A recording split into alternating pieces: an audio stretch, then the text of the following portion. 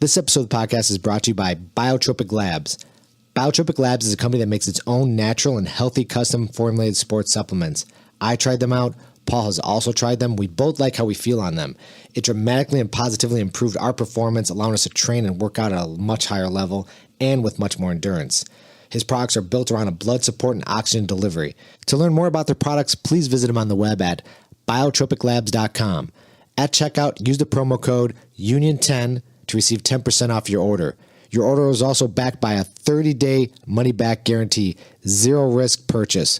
Again, that's biotropiclabs.com. Use the promo code UNION10 at checkout to receive 10% off your entire order. This episode of the Grappler Union podcast is brought to you by BJJ Tees.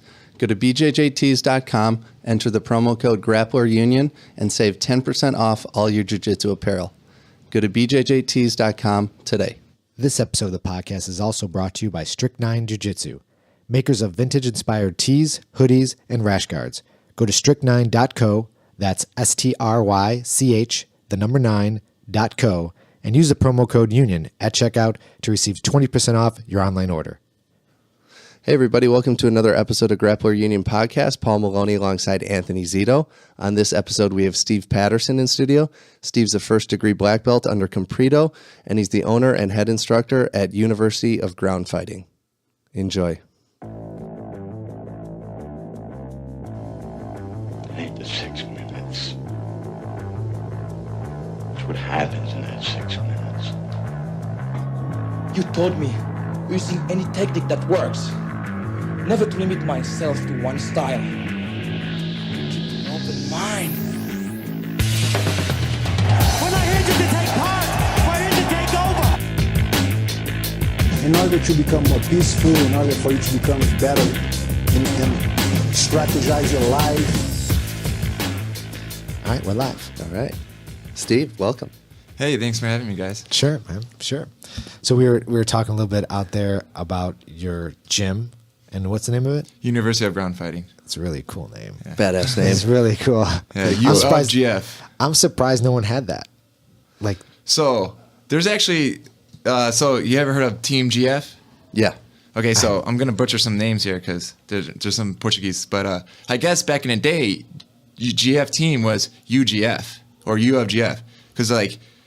I don't even want to say these names because I'm going to butcher it, but it's like Universidad or something like that, GF, and then something broke up with that, and then it turned to GF team. Okay. So before that, it was UGF, and I didn't find this out until like 5 years after I opened up my school. Oh, wow. Yeah. So, but now what's your website then? What? It's ufgf.com. Oh, nice. Yeah. That's really cool. I like the hoodie too. Yeah, thanks. Paul's got a hoodie fetish right now. I am. He's just hitting everybody up for hoodies. 'Tis the season. Hoodie season. Yeah. Yeah, it is. Yeah. It is the season. We got some really cool gear today too. I went to the Grappling Industries. You were there also, and saw our teammates compete. Cisco took silver, did really good in no-gi. But yeah, it was a pretty cool. It's a smaller tournament than I thought. Good matches though. But good matches. Yeah, I saw a lot of guys fighting. Grappling really well. Industries. Yeah, Smaller than Grappling last time? Yeah. 7 mats. That's it. Okay. Yeah. But they were pretty organized though. Yeah. Running on time. Yeah, but I guess you get a little spoiled going to the IBJJF because I'm looking for like the clock, because you're like, how much time's left? You have no idea. I think they got robbed. I think their trailer got stolen. That's what I something heard. like Yes, that's right. So You're I think right. Fuji actually came in and gave them their mats or helped them out with their mats or something. I don't know. I heard this is what I heard. I heard that exact Yeah. thing actually. So they did have timers and everything like that, but all that got taken. Possible. I don't know. This is what I heard. So. Really? Like when? Like I don't last know. night in the parking lot or something? I don't know. Fucking Chicago, man. I don't know if it happened in Chicago. Yeah, I don't know if it happened out here. Probably. Don't come to Chicago. Yeah. But yeah, no, it was still a nice setup and everything like that. I liked it. It was fun. Yeah. I'm excited. I'm really excited to do No-Gi Worlds. I got some. Was it the round robin format? It's still round robin. Still round robin. Yeah. Okay. I got some interesting news. I was telling you guys earlier that I got message last night from the guy I'm fighting at No-Gi Worlds. He hits me up and he's like, "Hi, sir. How are you?" And I'm like, "I'm well. How are you?" And first I had to accept the request, Right. from Messenger. and he's like, "Hey, listen, would it be all right if we close out the division and you take gold?" I'm like, "What?" And then he sends me a picture of his eye. He's got a fractured orbital. And he sent me all of his doctors, everything like that, and I'm like, "Fuck." Well, why is he asking you? I don't know. Can't you just show up and be like, Yeah. Well, I'm maybe kind he's of glad. maybe he's just helping you out so he could go up at the weight division. Yeah, or maybe. I don't know. But then you just say, "Hey, man, I'm injured." Or just go up a weight division, not be like, "Hey, do you mind closing out the division?" I don't get that part. Yeah, because I thought, I'm like, okay, well, then I didn't think right away of going up a weight class. I'm like, oh, I'll take the gold and I'll just medal and I'll do absolute. And then I'm like all this is going through my head last night. I'm like looking at the all the competitors at Masters 3 Blue, and there's like ultra heavy, super heavy, and I'm like, oh, wait a minute. And none of them have matches. Right. So I'm going to assume that all those guys are probably going to do the absolute, take their gold and do absolute. So I'm like, maybe going up a weight class would be ideal. Probably. And 149, is that what we looked up? Yeah, 149. 149. So it's like, and I don't know. I'm sure those guys are cutting, but. Yeah, because he could have easily just showed up and then had this discussion with you in person. Sure. Right? Yeah. But that would have sucked for me because then I wouldn't have an opportunity to That would have actually go up sucked. a weight It class. was the right thing to do for him to reach out. Yeah. But maybe he's reaching out with enough advance that you will bump up and then he could show up and take the gold medal. Well, he'll get the gold, yeah, for sure. Right? And then he'll get the gold points. For sure. Yeah. Do you get points though? If there's no one in your division, You do. So, Do you really? Oh, I don't know. Do you? I don't think so. If, okay. if you're the only person in your, no, you do. You get team points. You get team points, yeah. My bad. Yeah. Well, So he's just making the trip anyway. And I don't know where he's from. I didn't look it up, but he might be from California. Right. Aries BJJ. now, do points carry over like when you get promoted? Like if you racked up a bunch at blue and then got promoted to purple? No. Oh, I don't think no. so. No. No, But- definitely not to brown to black. But Yeah. what's interesting, because I fought at a few different, I fought at Masters 1, and I fought at Masters 2, Masters 3, and in different weight divisions. That screws me up, right? Because For your ranking, for the that ranking, weight division, yeah, yeah.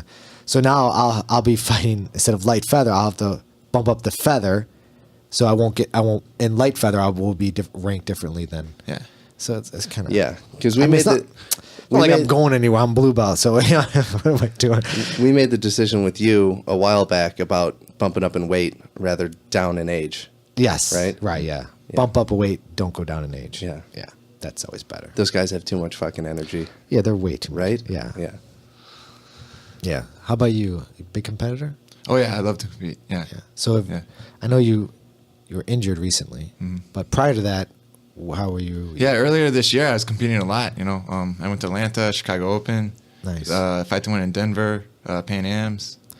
So Wow. Fight to win Denver. How was that? oh man, it was a tough match. I went against John Combs. Okay. Got the takedown on him. Starting off pretty good, and then I got in his closed guard, and he got an armbar on me. Yeah. So it was rough. But very You tough got a competitor. takedown on him. Yeah. You don't look like a takedown type of guy. Well, for I me. wrestled for 9 years. Really? Yeah. You're I so started tall. wrestling in 4th grade and then all the way up to senior year. And then Jeez. that's when I started MMA. And I actually did pro MMA for several years. So Really? Yeah. 6'5". 605, yeah. 185. That's so crazy. I just look at someone that stature. I'm like, basketball. Yeah. Okay, that makes sense. That guy's not But, shooting doubles. Shooting doubles. Yeah. I don't see No, it. I can't dribble. I could dunk. I was able to dunk since freshman year in high school. Okay. But I could just never dribble. All right. So I always just wrestle. That's so crazy. That's so crazy. I would never picture you as a wrestler. Yeah. Is that How many wrong? MMA fights do you have? 5, 3 and 2. Yeah. Oh. And for what promotion? Like a cutthroat, and then, man, what did they turn into? Oh, Total Fight Challenge. Oh, That's okay. what it was. Yeah. Cutthroat and Total Fight Challenge. Nice. You still want to do that or not interested anymore? My last fight was 2011. Tell you the truth, I'm just having so much fun with jiu-jitsu and teaching and stuff. I Yeah. don't see and plus MMA, man, it chews you up. So the way I see it is, if you don't see yourself being the best in the world, then why are you doing it? Yeah. MMA is not that. Jiu-jitsu is you could do it for fun, but MMA is a different breed. So if you don't honestly think you're going to be number one, don't just go out there and just Right. So Yeah, you can't half-ass. 'Cause it'll being chew an you MMA up. fighter. It'll chew you up. Exactly. So- You're going to get injured. yeah, bad. sure. That's why jiu-jitsu is the best in between. You know, you get to fight, but it's not chewing you up. You know, you actually grow in jiu-jitsu more. You do. You know. It's 100% true. What do you think about like Eddie Bravo's combat jiu-jitsu? Oh, that's pretty cool. Yeah. That's cool. I would do that definitely. I would. That would be crazy. 6'5" guy. right. Oh man, you got the reach advantage for sure. Yeah, that looks fun. Yeah. No, and plus I do takedown. Like I'll work my takedown game with Right. it. I think I could do pretty good with that. You ever think about like putting your name out there? 185. That would be. Yeah. Can't strike on the feet though. No. No, But take down, then to strike. But definitely All right. takedown because you don't want to be on the bottom of a slap fight. No. Right? No. You don't want to be pulling guard. Well, I guess you could, but Yeah, but I would think I would want to be on top if I'm slapping people or sure. someone's trying to slap me. So And it's not like even a slap. It's almost like it's an open hand hit. it's open hand palm strikes to the face, man. So it's not like I'm just bitch slapping you. Yeah. I'm like, Those hurt too. yeah, they hurt. But when you're like getting palms, like Denny, Yeah. Propagos, he would like basically jab, but with his palm. It was fucking brutal. Yeah. You're getting messed up. No, I mean it's not for me, but it's cool to watch. Yeah, for sure. I'm not gonna get involved with that. But I mean, do they train with gloves on, or do they not? You know what I mean? How do you prepare for that, or you just be like, oh well, You lightly slap your opponent's Lightly? face just to let them know they're exposed. they're exposed, Yeah. right? Well, I imagine if you're training for that, you would have your teammates just slapping, going nuts on you, and then you just have to be nice to them. Right. You know, Yeah. they're not going out there and training for it. Right, exactly. So you just got to take the punishment, you know, and just It's gonna be interesting to see how it evolves because there's gonna be like, because right now there's no system for it. It's just I'm going to the ground, I'm just gonna, and then they're just throwing strikes, just haymaking. You know, they're sitting there just barroom brawl type style. But there's actually gonna be someone's come up with a system. I thought for it. Javi Vasquez had a system for Javi Vasquez did have a system, Yeah. or does have a system for it. Right. I don't know if it's being implemented in it yet. Yeah. But I know that when he was out here, he talked about it extensively, and that's his whole thing. Right. Because he's a big Javi Vasquez, right? He used to be in the UFCs, right? Yeah. Yeah. Nice guy. But yeah, I'd like to see a system involved in that. And I was actually, did you guys watch the UFC the other night? No, I missed it. It was good, a good card. But what I noticed was that they had the two women at the end for the 125. Who was fighting? pound. It was Was that the Nico- Bisping card? no. This was last night. It was Nico Oh, last Montano versus Mala, whatever her name is, I forget. And what they were saying was, and I was interesting because I was looking at the way their stand up was, and that's what it was. It was fighting in sequence, and I kind of looked at that. I'm like, okay, so she, like Daniel Cormier was like, oh, she's fighting in sequence, meaning that she's doing the same thing over and over, and the other girl is noticing that, and she's capitalizing on it because they're so trained that, left cross, whatever it is, Yeah. right cross, 1, 2, hook, 3. 1, 2, 3, 1, 2, 1, 2, 3. 4. It's all muscle memory. You're right, Yeah. and this girl is just doing that repeatedly, Right. and the other girl's just like, Reading it. Yeah, reading. I'm like, oh, you're just doing that, and I'm like, oh, I'd never really. I know people do that, but I'm like, wow, at that high level, fighting for a title, and she lost, and she's fighting in that sequence, and I thought that was very interesting. That even at that high level, that they haven't broke that habit of like, oh, I need to be a little bit, mix it up a little bit. So it was unfortunate that she lost. It was still a great fight, but that Nico, man, she's a beast. Yeah. 125 champion now. New weight class in the UFC. It's going to be exciting to see that develop. Yeah, tonight is the Jose Aldo. I know this is coming out in a couple weeks, but that's right, in Detroit. yeah. So That would have been cool to go to that. really, I don't know, drive up to Detroit. what's in Detroit? I don't know. There's like a whole scene up there. There is. Yeah. Have you ever been to a UFC fight? Yeah. They're pretty fun. Yeah. Yeah. They're fun, Yeah. but I end up looking up at the screen the whole time. Oh yeah. Right. And it's like, my neck hurts And afterwards. then you're surrounded by mostly douchebags that Yeah. don't know anything about fighting, yeah, you know? they have their affliction on. Right. And they're wasted and They're yelling shit, Yeah, they're wasted. yelling horrible advice as if the fighters could hear them or would listen. Yeah, it's odd, right? Yeah. That's odd behavior. I don't know why they do that. Because you can't hear anything in that ring. There's no way they're hearing anything. No. But they can barely hear their coaches. You can't even see out of it because of the lights and stuff. Because of the lights. Man, and you fought in a cage. Yeah. You just didn't see over the cage. For sure. No, definitely. My head was definitely sticking over that thing. So. So you fought in the IBJJF, obviously. Yep. You did the Chicago Open. Oh yeah. How'd you do? This last time around was pretty rough. I pulled Gutenberg first round, super heavy, and then I had Josh Hinger the second round. Yeah. Oh, Josh. Good Hinger. stuff. Yeah. That's a rough one. Dude, that guy, he's a really nice guy, but when you go on the mat with him, he's a bully. You know, Yeah, no but that's what shit. you got to be. That's the black belt division. Yeah. He's not gonna. I remember one time he came off the mat and he came over and he showed me like he had this tooth mark on his Yes. forearm. He's look at like the guy put his chin down. I just choked him right over his mouth. I'm like, I looked at him like, whoa. I'm like, thanks for not doing that to me, but you know. Yeah, right. Yeah. Because like he did literally that. had a full a dentist could have figured out who that was just by like the marks know. on his forearm. You Yeah. know? That's vicious, but it is what it is, you know. Yeah, Your chin's not a defense. he trains with animals. Curb checked him with his forearm. Yeah, basically. Damn, dude. Curb stomped Yeah, him. and there's that type of competitor, and I'm hoping to never run across that competitor, because you know what, where I'm at in my age, hey man, Right. I'm not saying You I know want tough guys, but that guy, I don't need to go against Yeah. that guy, because he's still. I mean, I know he fights in the adult, and he's still, you know, he's about 35. Is he? I wanna say 34, 36? 35, Yeah, yeah. somewhere around that range. Yeah. And he's still fighting at the adult, and he's just got that hunger, man. Right. You know. Fighting the best in the world The all the best in the world time. all the time. No-gi world champ last year. Yeah. Yeah. Yeah, but hey, man, that's for you to fight him. God bless. I fought him like 3-4 times. I think that's what he said when he was on the podcast. He said, whoever told you tucking your chin was a good defense. Right. You know?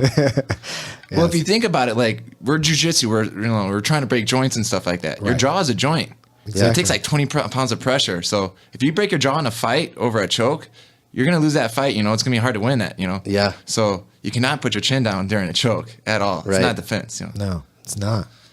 It's freaking nasty. We were Yeah. doing some chokes. You the could get other night. away with that shit in the gym. Like your teammate might you're- not be able to tap you because he's not going to face crank you in the gym.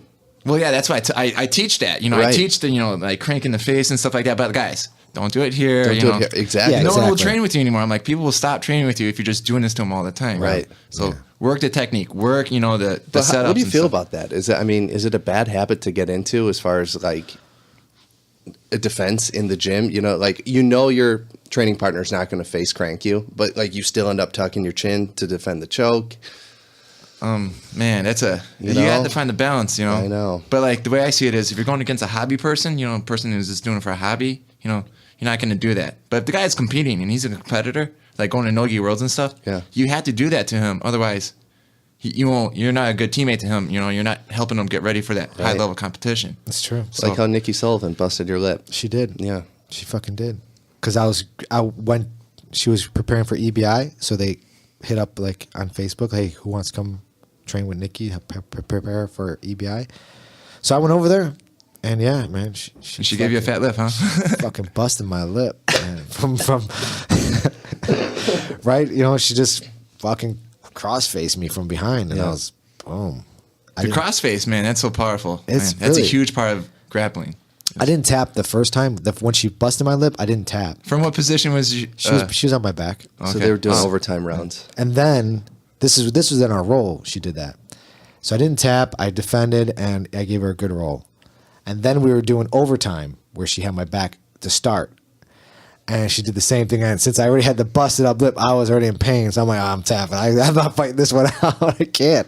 It hurt a lot. Right. What are you gonna do? She's strong, man. She's no joke. Yeah. Fuck, man. Steve, did you break your arm? No, I separated my shoulder. Okay. Where I didn't break any bones, but I tore all my ligaments in my AC joint. Yeah. So How'd and that then- happen? I was mountain biking. No shit. Yeah. So like you could go up north in Wisconsin and there's ski resorts, and during the summertime they turn them into like a bike park. So you could bring your bike up on the lift. They bring it on top of the hill. You just cruise down the hill, and then just bring your bike up on the lift. And so you're going downhill the whole day. But Oh no shit! I didn't know that. yeah, it gets pretty aggressive though. There's a lot of like berms and jumps and stuff like that. And Right. that second to last jump on Jammer, it's a doozy. So are they like ski hills? Yeah, but in the summertime, it's actually like mountain biking trails. Oh, okay. Yeah, no, it's done real nice. And Oh, stuff is it like that. really? Yeah. What's it called? What's The place I was at was Little Switzerland. Okay. Huh. Probably know about an that. hour and a half north of here. So So, do you have your bike on the lift with you then? yeah. You're There's like just a little hook. Yeah. Oh, there's a little hook for Yeah, it. and you just hook your like seat on there and then fix on the lift and you're just like, oh, this Oh, is shit, awesome. I didn't You know don't have that. to pedal. Did you know that, Tito? I did not know that. No.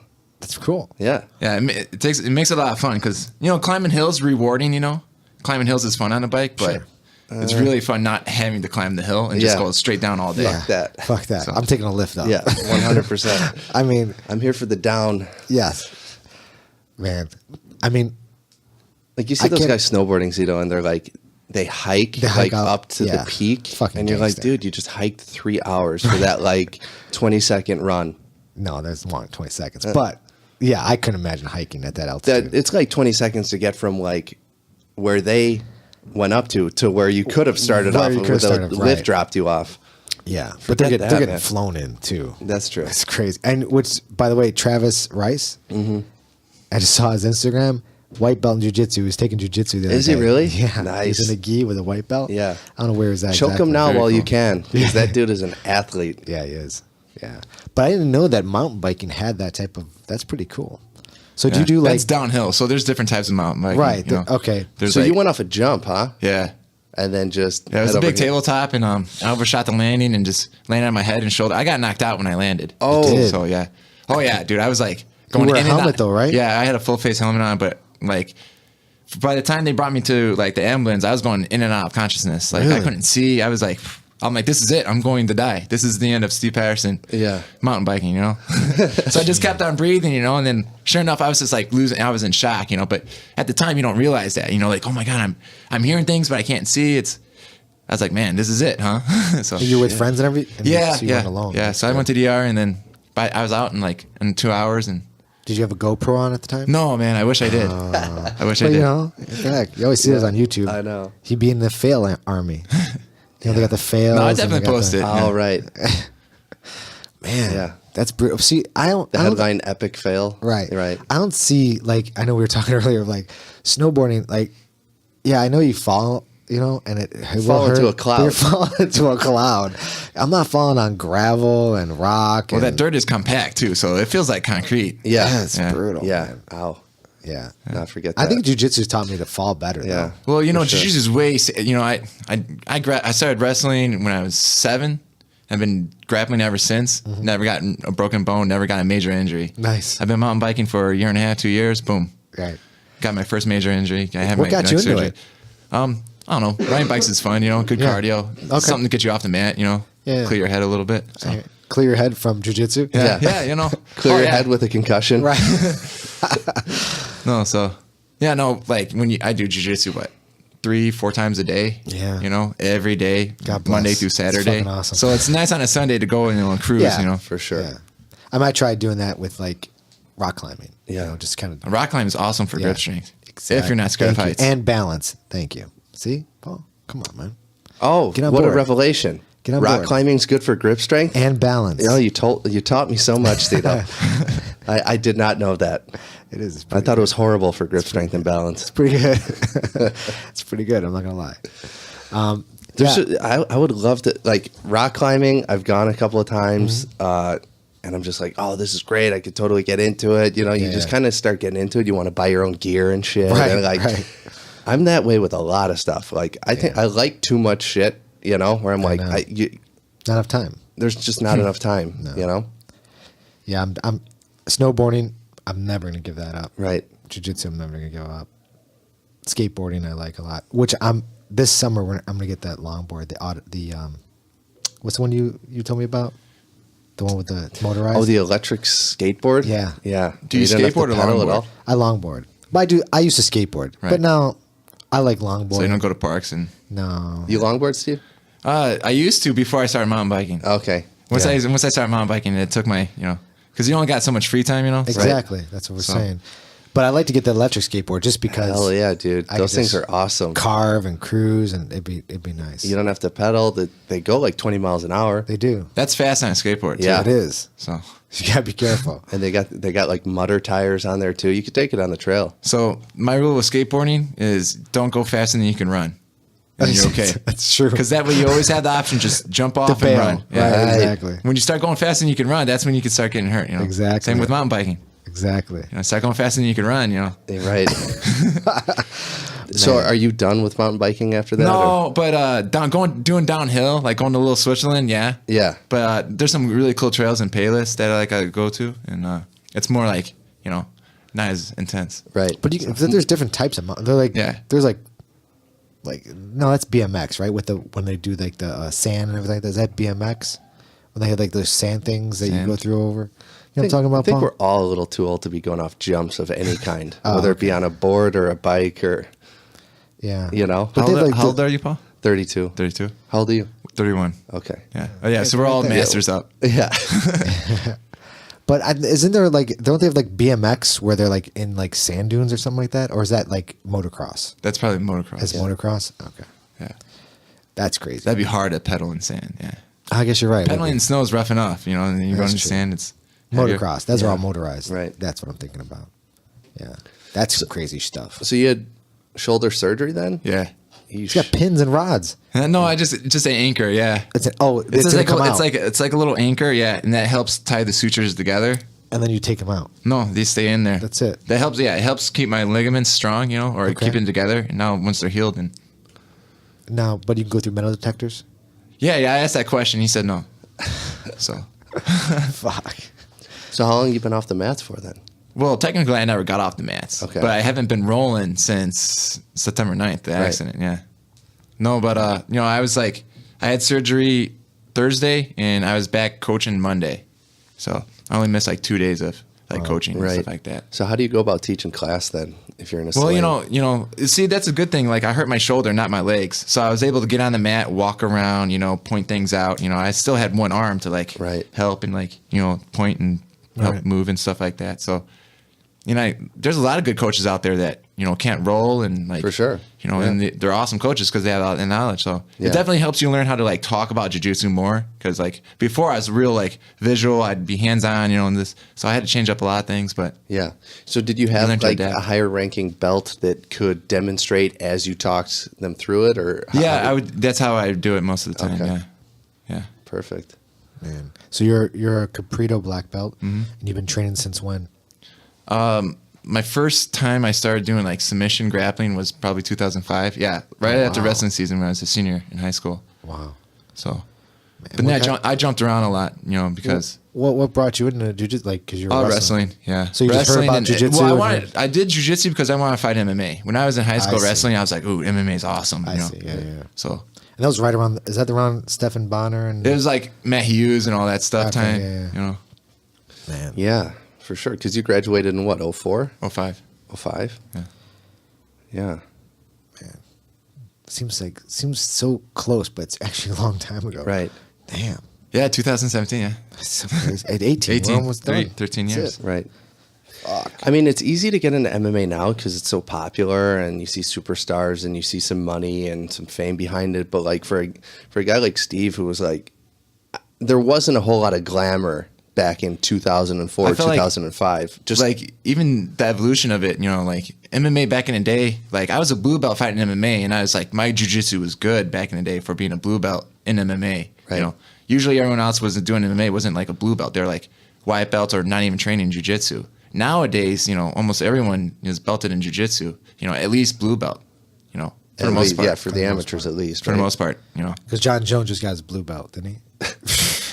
That's right. It's crazy thinking about that. I just feel MMA is definitely involved in, jiu-jitsu is involved in MMA, but I know UFC is obviously trying to push it away. They're definitely trying to push jiu-jitsu away. You think so? Oh yeah, definitely. Why say that? Well, first of all, they stand them up right away, because if you're a grappler, didn't for example, Roger Gracie, didn't he win his last UFC fight and he still lost his contract? Yeah, I don't know. Why did that happen? I don't know. Oh, I don't know. I could tell you why. It's because he's not an exciting fighter. Right. He's not that that knockout guy. Why he's was not it Conor McGregor. Right. He's gonna be talking crap, and knocking people out. Yeah, but Big John and all those referees, they're all black belts in jiu-jitsu. That's true, but they don't have a say in matchups. Yeah. Oh yeah. I mean, why did it take Damian Maia 3 years to get a title shot? Yeah. He was on an 11 fight win streak. Right. Yeah. So they're definitely And like, I remember like, man, someone was just talking about like, how come you don't see IBJJF champions, champions at the UFC? First of all, the IBJJF champions are getting paid too much money to go in the UFC. Right. And second of all, like the UFC makes it hard for them, Same thing with Ryan Hall. Ryan Hall was doing good. Where's he at now? I was just about to say Ryan Hall. Where's he Remember at? when he He was killing it. right. He was killing it. Who was that Conor McGregor's training partner, the Russian Hammer or whatever? Remember when they fought? Artem. Artem and Ryan Hall fought, and Ryan took his back and was like standing up, and they were just like, Ryan was on his back and Artem was just standing for like the last 3 minutes of the fight, and they were just.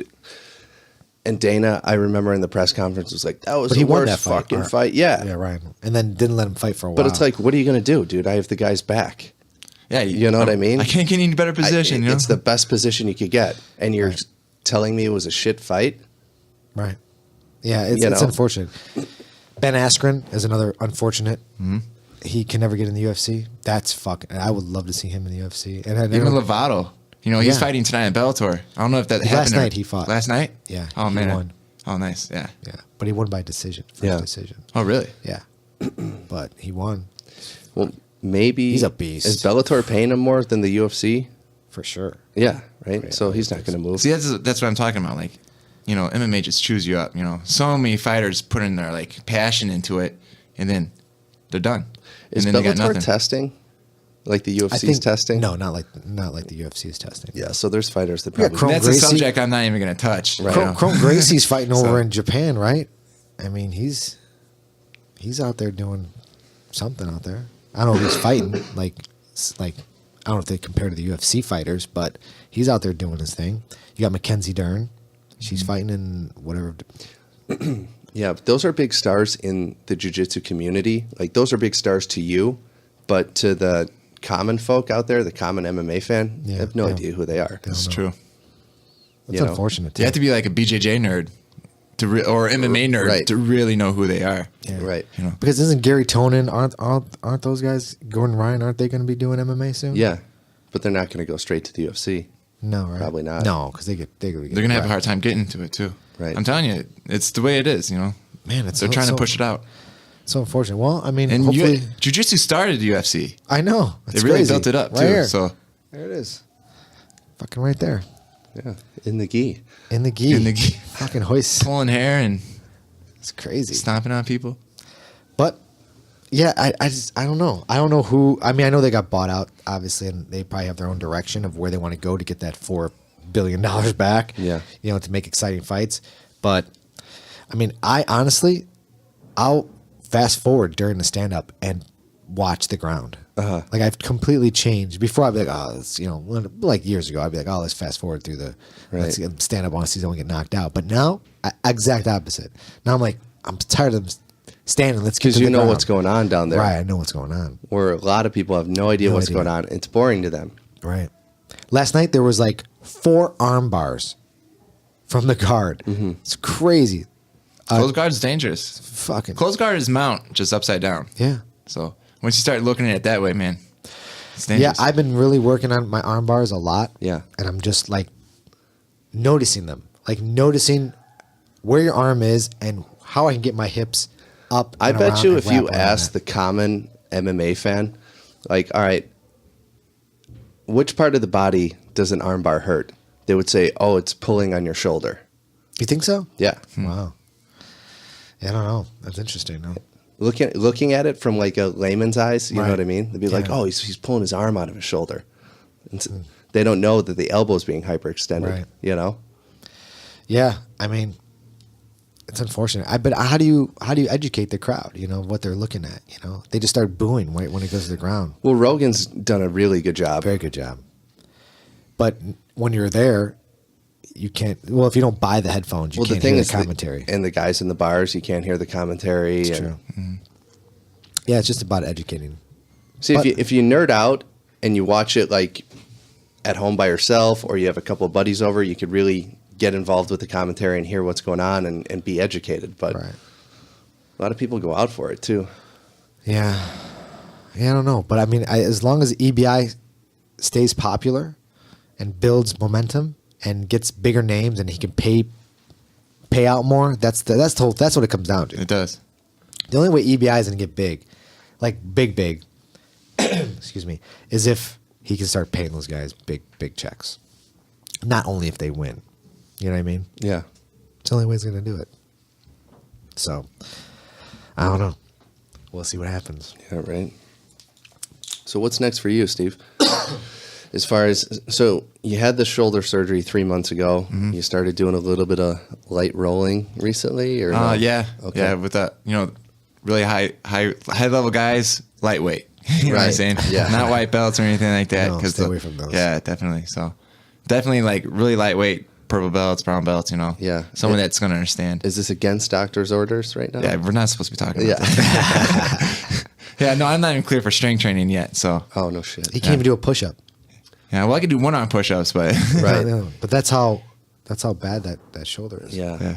It's so crazy. Damn. That's what makes me the most nervous about doing extracurricular activities is because would get injured and not be able to do jujitsu. Yeah, that scares the hell out of me. Right. So hopefully I could make Pan Ams in March. I would like to do that. Is that what you're doing? Yeah, and like I still want to compete at an adult level, but I'm thinking just because the lack of training right now, I'm going to do a Master 1. Even though Master 1's a vicious cycle. Yeah, it's a vicious not division. right. I went to Master Worlds.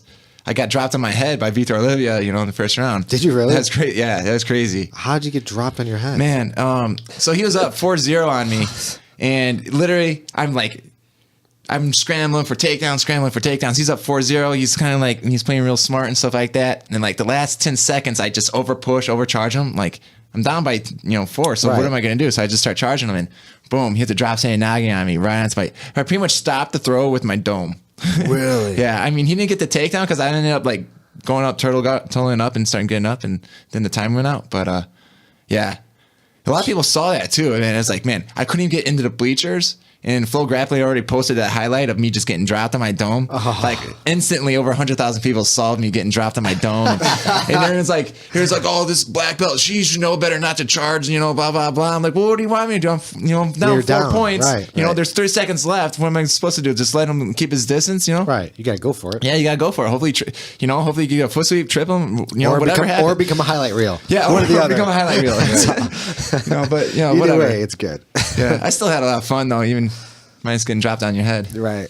So you learn a lot. That's man. crazy. That's why you just don't read comments. No, You yeah. just can't do it. Oh yeah. I even responded to one guy. I was like, why did I even respond to that guy? Oh, no. I'm like, he got the best of me. You did? Yeah, I was like that night, when I'm all still fired up, Yeah. And on Instagram, you see Flow Grappling Instagram, some guy's like, this guy should know better, blah, blah, blah. Right. Some white belt's telling you Yeah, you should exactly. know better. Yeah. You want to call him out on air or anything? No. No, I called him Keyboard Warrior. It was on. Yeah, for sure. There's a lot of those out there. Yeah. For sure. Yeah. Well, you can't lose if you don't compete, It's true. A lot of people are undefeated that way. It's very true. I was talking to some people today about certain people. I'm not gonna say names, but high level athletes turning down fights. And I was shocked. I'm like, really? They would turn that down? Yeah. I'm like, that's incredible. Like you never think like, well, if you're at that level, where you're well known, and and the other person's well known, and you're just like, nah, I'm good. Like really? Mm-hmm. Don't you want to know if you can beat that person or? Like even for me, I said I don't want to fight a guy like Hinger, but reality is if I had the opportunity and I was at a black belt, he was up, I would do it. And because, jiu-jitsu was your life. right? You know. And I would do it. I'd be like, that's my thing. I would like to feel what that feels like. Anytime I get a chance to roll with a black belt, I want to roll with a black belt. That's how I felt when I got the opportunity to do a super fight against Rafael Laval Jr. Yeah. Yeah, I was like, what? It's like, I could go again. I'm like, dude, this guy's tough, but you and you're in front of everyone. It was going to be, televised. I could, Right. taking a fight like that, again, you could be the highlight reel, you Right. know. But what are you going to do? If you don't fight, you'll never learn. And I Never learned learn. so much fighting that guy. I bet. He crushed me, but I learned so much by it, Right. So I would never, turn down any big name like that. Never. Just from learning, even knowing I could possibly get slammed on my head. Right. But, Because it's fight to win. yeah. And they allow slams. Yeah, well, you're not supposed to spike on the head, though. Oh, okay, They allow slams, but they clearly say, you cannot purposely spike the guy on his head. I see. Yeah. Yeah. So, Man. because you got to look out for the, you could be Obviously. paralyzed, die, Yeah, whatever. You for can't do sure. that. But a good slam on the back is always cool. Yeah, Nicky Ryan got slammed last night. I saw that. Did you see it? Yeah. And he still choked him out. Yep. That kid is a beast. What organization was that? That was Fight to Win. Fight to Win. Oh, okay. That was LA. LA, yeah. Man, that kid is something. He's a purple belt. He's a purple belt because he's 16. I understand that. Yeah. But it's interesting. He's a purple belt, but yet he goes on at the black belt level, at the Right. black belt times. Right. Because I was like, I thought I was going to miss the fight. Well, and he I'm fought like, oh. Ricky Lule, who's a Yeah, black belt. He's a black belt. Yeah. Is he a black belt? Yeah. He just got his black belt then. I think so. Because I remember he was a brown At belt least a for a brown. while. Yeah. But yeah, so that kid's. I mean, what are you gonna say about that kid? He's such a fucking I don't know. beast, He's going to win ADCC in 2 years from now. right? Probably be the youngest, right? Yeah. Man, it's incredible. I mean, these cool. prodigies that are coming up. Dan Borovic. I don't know if you guys know who he is. He's Yeah. fighting Gordon Ryan tomorrow. I know he got the That's first. awesome. The first, like, I'm like, because we were gonna have him on the podcast. Win or lose, those matches make you grow so much. For you know? sure. So he's definitely, he's definitely come away. I'm excited to see them compete, but if I was fighting, I'm like, oh, let me get in second round. Right. Yeah, You know what I definitely. mean? But you get them fresh, but whatever. You're gonna fight them. You're gonna fight them. It's gonna be awesome. But it's kind of like when you go to IBJJF and you're like, all right, let me just win my first match, so I could just win that first match and then get those jitters out and whatever it is. Right. You get Gordon Ryan. Craig first. Jones, too. Well, Yeah. that's what happened to me at Master Worlds with Vitor Olivia. Right. I had my first match. The guy did a no-show. Okay. So then I had Vitor my first round. Yeah. I was like, man, I was cold. He already had a match. Yeah. Not saying that would change anything, but You never know. yeah, no, you never know. But it definitely does help having an extra match before you go against like the champion of that division. Right. I mean, So- I always feel after warm up a little bit, to kind of get loose. Makes sense. I'd right? I'd much rather have a match and then go against someone who has a bye the first round than be that guy that has a bye the first round. Yeah, I Definitely. agree. You had a bye when you had Master Worlds, right, Paul? Yeah. Yeah. How'd you feel after? After what? You felt fine, right? After my bye? Yeah. I felt great. Well, if you- felt very refreshed. Well, it could really work out for you though if you win your first match, especially if you get a fast submission your first match, and that's really your second match. Right. Exactly. That could really help you out in that whole division. Definitely. Especially in the black belt division where there's 10-minute matches. Oh, they're 10 minutes. 10 minutes. Oh, not Master Worlds, but Not Masters, I'm just talking about in general. Oh, okay. So you're going to continue to fight at adult. Yeah, definitely. Until I get dropped on my head too many times. And you're at fight at 185. No, medium heavy. Medium heavy? Yeah, And that's what's like that? my fit. 194, 195. Okay. So you don't cut any weight. No, I hate cutting weight. I was a wrestler, so I cut weight my whole youth, so I don't do Right. that anymore. Yeah. Yeah, and plus it's jiu-jitsu. It doesn't, it doesn't matter. And plus there's the absolute division. I'm at that weight to where I do absolute division no matter what anyway, so Right. it doesn't even matter. Yeah. Even for the Chicago Open, I went up to super heavy twice. The first time went up to super heavy, I took first. So, and then the second time I had Gutenberg Yeah. Yeah. Do you ever He's a have to go stud. against Caprito? in practice room. Yeah, But of never in course. competition. Well, he right? was my professor. I would never go against him. Never, right? Never. Man, that's something they'll do, right? You can't go. I mean, Can't I would do never that. go. I mean, yeah. What are you talking about? I'm just saying. I'm just wondering if they're like, hey, let's play around here. But Comprido would be the guy to just let his student take first over him, though. For sure. I've seen Comprido do that several times. Yeah. His student be closing out the Because division. he still with him. competes. Yeah. Oh yeah. Comprido competes mean- all the time. Yeah. He competes at all the major ones. Yeah. At the adult level? I think. Well, he retired Adult Worlds. I forget what it was. I think 2012, 2013. He retired at Adult Worlds. I think he lost to Alexander Trans, and then that's when he just dropped the belt in the middle of the mat and just walked off. And then it was really cool because the whole stadium just gave him a standing ovation. I'm talking about the whole world's stadium. Like the day where there's just two mats. Right. It was packed. Yeah. And Comprido, he lost to Alexander Trans. He just dropped his belt in the middle of the mat and just walked off. And the whole stadium just stood up and started getting a standing ovation. It was really cool. That's Is that badass. was that Really is cool. that how you retire? Is that how? Well, that's how he retired. Oh, and but that symbol. That's what it means. Yeah, but then, That's interesting. But then he's still, he just does the Masters divisions. Yeah. But I think after that, he's still, he competed at adult no gi worlds right after that though. But gi worlds is not the same as no gi worlds. Right. Yeah. So I noticed that the Nogi Worlds is so much smaller. It's half the size, probably. Yeah. well, yeah, definitely. Oh, You see it at the Chicago Open, too. Well, if you think about it, it's 4 days, just like gi worlds. But gi worlds is only adults, and no gi worlds there's adult and masters. Exactly. And it's the same the 4 days. Yeah, I didn't know that it was Masters at no-gi worlds. That's why I was kind of like a late registration. I learned on the podcast that there was a master's division. And I was like, oh shit, okay. But I don't know. I mean, I just don't know why the same people don't fight in no-gi. Why don't they do that? I don't know. I personally, me as a grappler, I try to train in both. Right. I never try to like train too much in gi. Even though the way my classes are, I only teach no gi to my adults 1 day a week. But you know, with my kids, I teach them no gi Tuesdays and Thursdays. So I'm still training gi, no gi. I train no gi with my kids all the time. I train with my kids. Do you really? Yeah, big, small, whatever. I train because you could learn so much from kids. It's true. Yeah. You know, they're coming up with new moves all the time because they're just so like, you know, Right. they're just so open minded. Right. You know, sometimes it's hard to get them out of their bad habits of like squeezing the head and stuff. But sometimes you see something like, oh wow, like I could do that. Right. You know, so you definitely learn a lot teaching the kids class. I just figured because everyone we come across does gi and no-gi, right? I mean, well, where we're from anyway.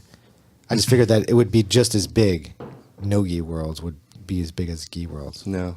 No, huh? I think it's because it's IBJJF. Okay. And a lot of IBJJF guys are mainly gi. Okay. So, and then like But like that Brazilian Jiu-Jitsu is like Gaval, monopolized for grappling, you know? So a lot of no-gi guys are more like, you know, EBI, Nagas. You know, Naga's no-gi division is bigger than gi. So, Yeah, there you go. Yeah, you're right. so that's because it's a grappling tournament, not a I see. Brazilian Jiu-Jitsu tournament. Yeah. So, Because none of the Danaher guys Could be a go in rule IBJJF. set thing.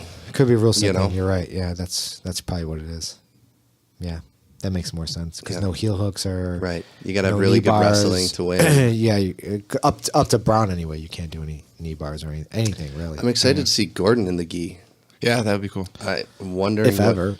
I haven't seen him if ever. That's all he's going to be doing in 2018. That's what he says. Honestly, I don't think it's going to be hard for him to switch over. No, I don't think Just so. like if you're doing a lot of gi, you could do no gi pretty easily. Right. If you don't let it get to your head. Right. A lot of people get nervous, like, oh, I don't know what to grab onto. And I'm like, just grab the wrist, you know? Yeah. Right. You know, instead of grabbing the lapel, go behind the head, you know? Yeah. Right. It's all the same. But some people get it in their head, like, it's totally different. It's Right. the same. Well, I mean, you see guys like Hinger and Keenan go at it, and Hinger beats Keenan no gi, and Keenan beats Hinger in the gi type of thing. Yeah, but look at Keenan. Keenan was like trash talking no-gi while he was at ADCC, you know. But and he's like got all the fancy lapel guard, worm guard, and stuff like Right. that. But yet he still takes second at ADCC. Right. So that just shows you, like, you could work gi all the time, Exactly. and still, you know, come out on top in a no-gi match. Yeah. Yeah, I know he was training no-gi, but definitely when it comes off, it looks like he trains a lot more gi than no-gi. Right. So Right. especially with all of what he's teaching too, like, Yeah. on the internet. But the comparison I'm trying to make is I wonder if Gordon is going to be as dominant in the gi. You know what I'm saying? I think Like, I think the transition is definitely harder to Yeah. go from no-gi to gi than it is gi to no-gi. But I think at a guy like that, I don't think it's going to matter too much. What's up? Pizza's here? Pizza. Yeah. He orders from a different place every time. I don't know what Variety. we're going to get here, but I'm hungry. Me too. All right, let's pause this then. All right, we are back. Stomachs full on F. Paisan's Pizza. Thank you very It was much. delicious. Nice. Yeah, it was good for sure. Although, Paul, I'm shocked you What's up? broke into the Coca-Cola. Shocked. Sugar. Yeah, I don't know. It was just, they sent the You bottle know, of we Coke, guilted him I out hope. of it. He didn't finish the He cup. didn't finish it. You know, he won't finish that now. Yeah. No. Good. Drink some water. Dilute it.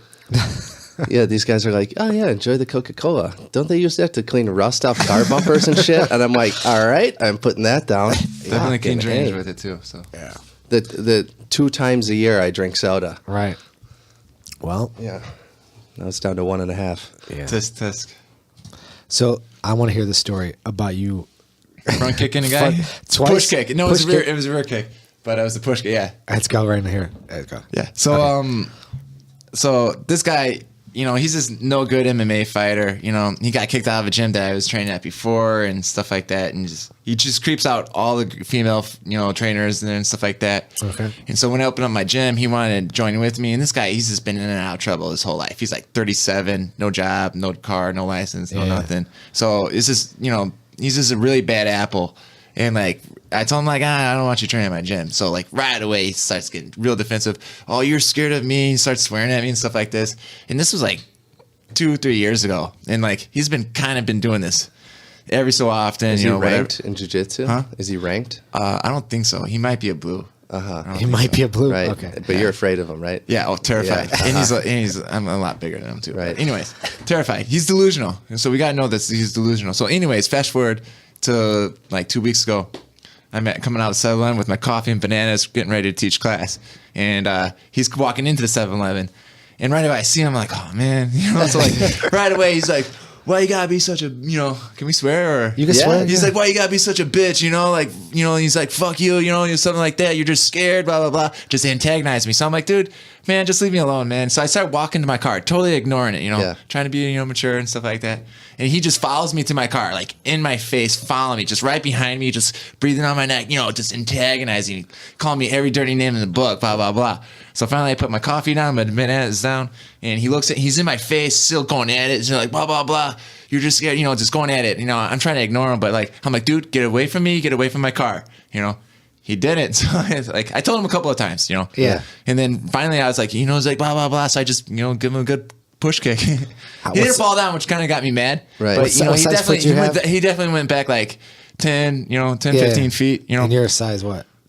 14, yeah. 14. Jesus. So, and plus, you know, my shoulder's injured too. So like, Oh, I yeah. know. But so I'm this- like, man, hopefully this guy doesn't try to retaliate, you know, like, because if I fall down, I could separate my shoulder, get surgery again, be 'Cause you out for can't do another. anything with You're going to that have to arm. fight him one-handed, basically, Yeah, right? or just push kick him. Right. Right. Yeah, that's something I had to do. Push kick him too. I'm like, dude, he's like, what happens if he pushes me out of nowhere? You know, because I'm It's not, true. you know, because I'm just can't smiling at hold him. your- I'm not letting him get to me. So Right. like, you know, he might try to push me. I can't handle that. So yeah, I had to give him a good Does this push guy kick. follow you on Facebook or anything like that? No, I had to block him years ago. Oh, did no, you? Okay, no, dude, 'cause I like, was just literally, honestly- I done everything to try to keep this guy out of my life. Yeah. And then like I'm coming out of cell 11, you know, and like He lives in your neighborhood then. yeah.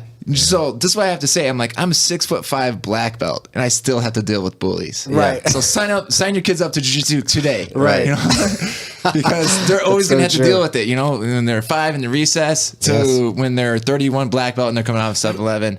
Exactly. People are always gonna be messing with you. Yeah. Is that a thing? Like, I just had a coworker reach out to me recently.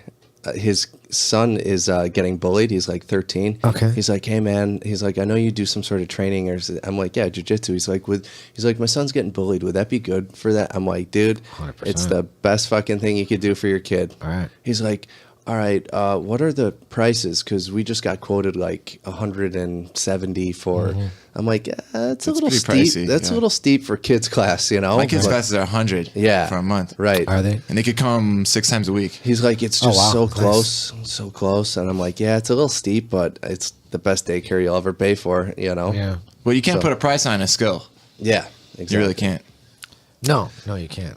You know, I just think that people, is it because bigger guys get picked on a little bit more than really little guys? It's like they, and like in the club scenes, like, oh, the big guy has to more worry about the little guy because you don't want a big guy hitting a little guy.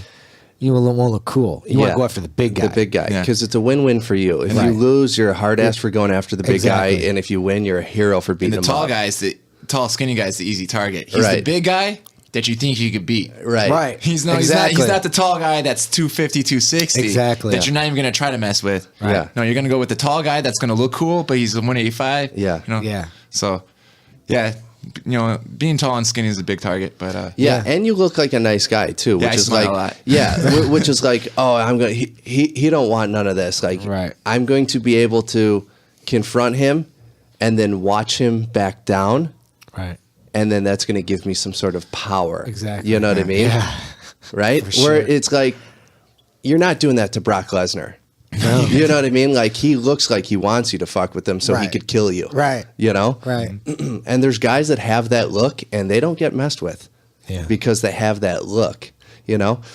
I have that look where every single bum on the street asks me for money. Yeah. Like, I'll be walking down a busy street in Chicago and there'll be a bum just like on the corner and I'm watching from a distance because I want to see if he asks every single person. No, won't ask a fucking soul until I walk by him. Really? He's like, hey, buddy, hey, man, can you you're help? just approachable, man. I That's guess good. so. That's a good thing. That's not bad. I thought I had resting bitch face though, Zito. You do have wrestling. I know. bitch face. Well, why do Well, bums love I always asking say me for there's money? no such thing as resting bitch face. It's just a face. It's just So it's your personality. Oh, that's funny. Am I approachable or not? I'd say no. Yeah, right? Yeah. That's what I'm going for. But I mean, people just keep asking me for But the money. bums ask you The for bums, money. They see through it. They do. Yeah. I was at a client yesterday, and I was doing a photo shoot. Uh-huh. And I had, after the photo shoot, they give me all the food. And I'm like, as I'm trying to eat, I just ate pizza, but I'm trying to eat healthy for Worlds.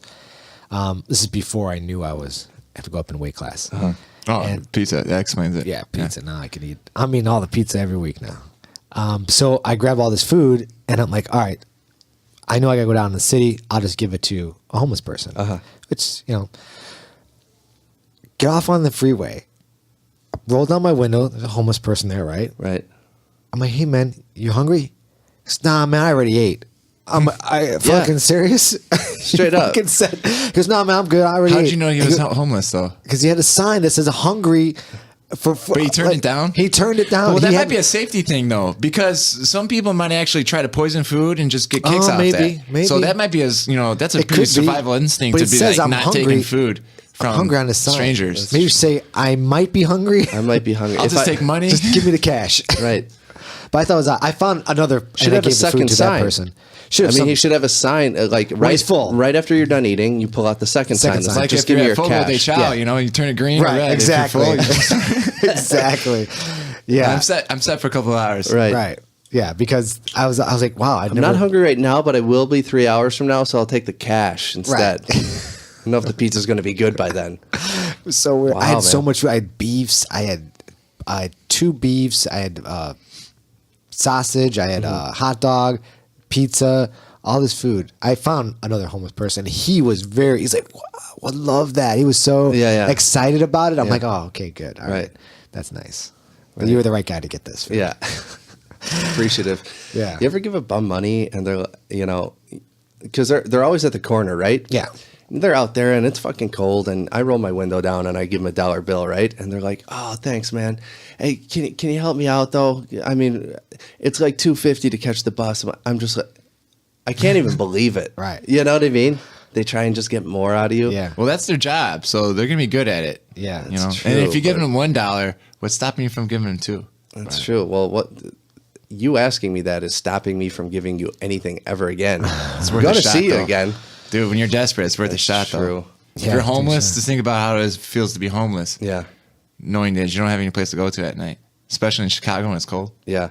So It's tough in Chicago for sure. I had a guy come up to me at Mariano's one time, and I was walking in, and he's like, "Hey man, I just got let out of jail." He's like, literally just a few hours ago. He's like, "I'm going to a halfway house tonight," but he's like, "This is the only clothes I got on right now, so I just need to bum $20 off you so I could go to the Salvation Army, pick up some clothes, and also that'll be enough for me to buy the bed for the night." And I'm like, really? He's like, "Yeah, I need money to get a ride, And I'm like, "I'll give you a ride." He's like, "Really? You do that?" I go, "Yeah, man. Here, come on, hop in with me. I'll give you a ride over the Salvation Army." that's nice, but dangerous. That was dangerous. Right. Yeah. And he goes, "Oh, yeah, I know, man. It's cool, but I got a couple other things to do before that." I go, "Are you sure? You don't need the lift?" "No, man, but, the $20 would be great." I'm like, "Dude, I'm not giving you money." That'd be cool to give a homeless person a prepaid Visa card and get their information down, and then you could go back and see where they spent it, Right. Without them knowing. Without them knowing, right? See if they just go to a bar, Right. and just open up a tab with it, or Right. if they actually go to like a grocery store and just get food or something. Well, I mean, shouldn't that be because food stamps, right? You can't buy alcohol, tobacco, right. or pre-made food with food stamps. Right. So, I mean, if you were trying to do something nice for the homeless, would there be a way to purchase food stamps, hand those out, and then they're kind of forced to? You can't purchase food stamps. But there should be some sort of. Oh, I see what you're saying. You know what I mean? something like that, yeah. Something equivalent to a food stamp that you could hand out to them, and Right. you know they're not going to use it on booze. Gift cards. Yeah. Subway gift card. Here you go, Bo. Right.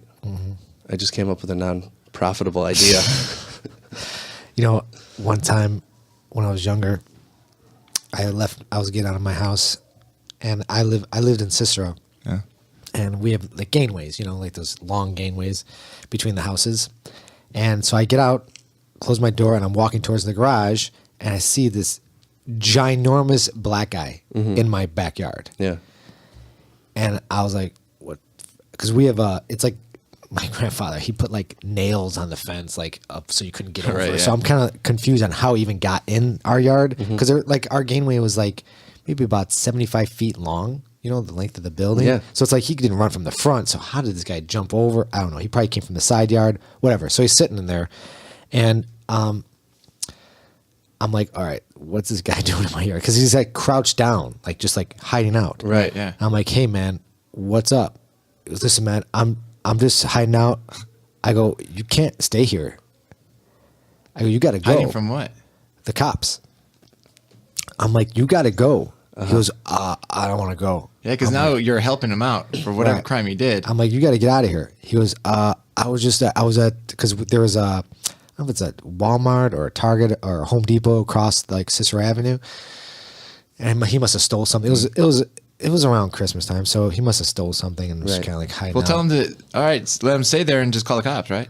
Right. Well, problem is my grandmother and my grandfather are elderly, Right. and they live there, and they would freak out. They saw this, so I'm like, listen, man, I'll get you out of here, okay? But you can't come back. I mean, Right. So let's go. I'll take you out. So I let him get in my car, and I drove him over to.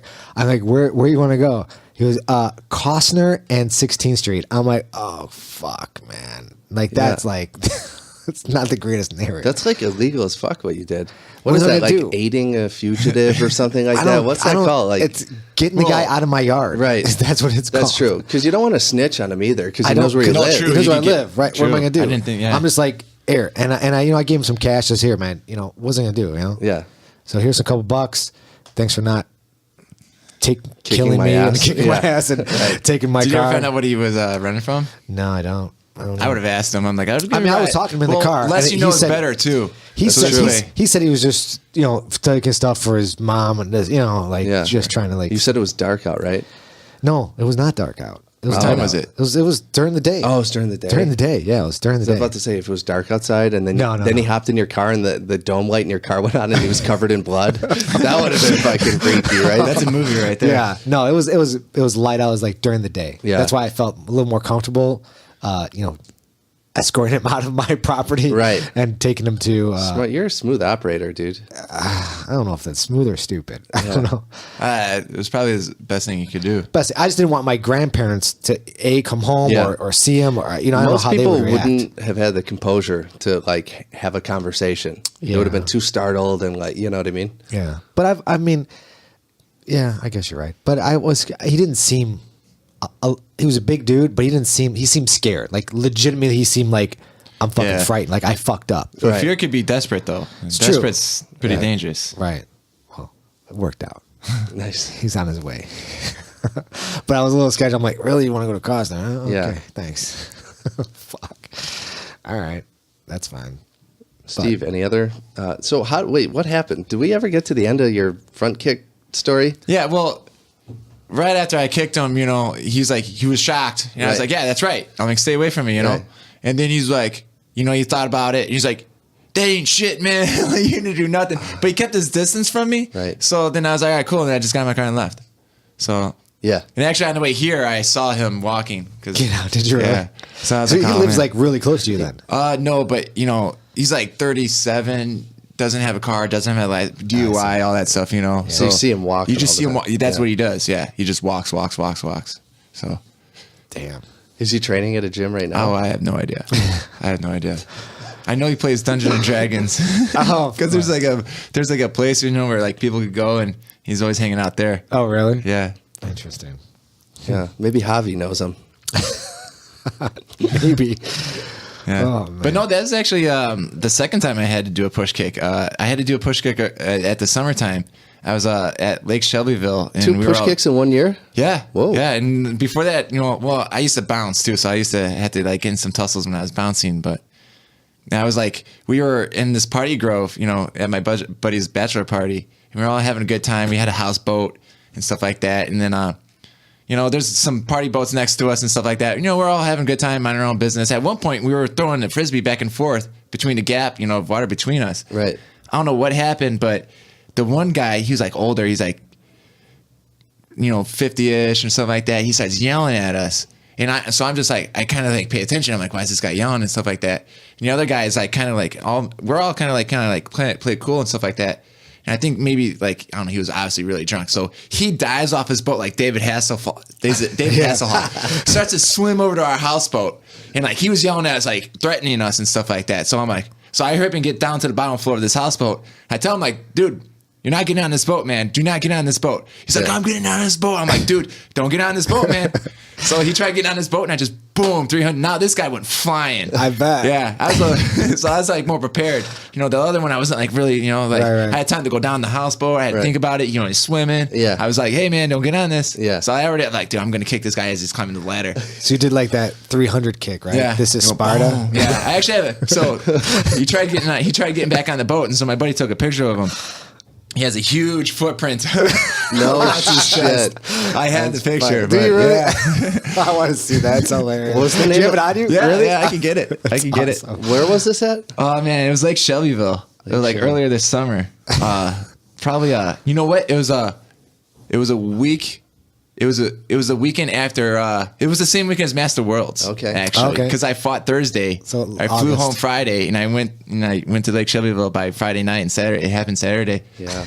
But This is Lake Shelbyville. Size 14. This guy was obviously not in the right state of mind because, like, he's 50, Right.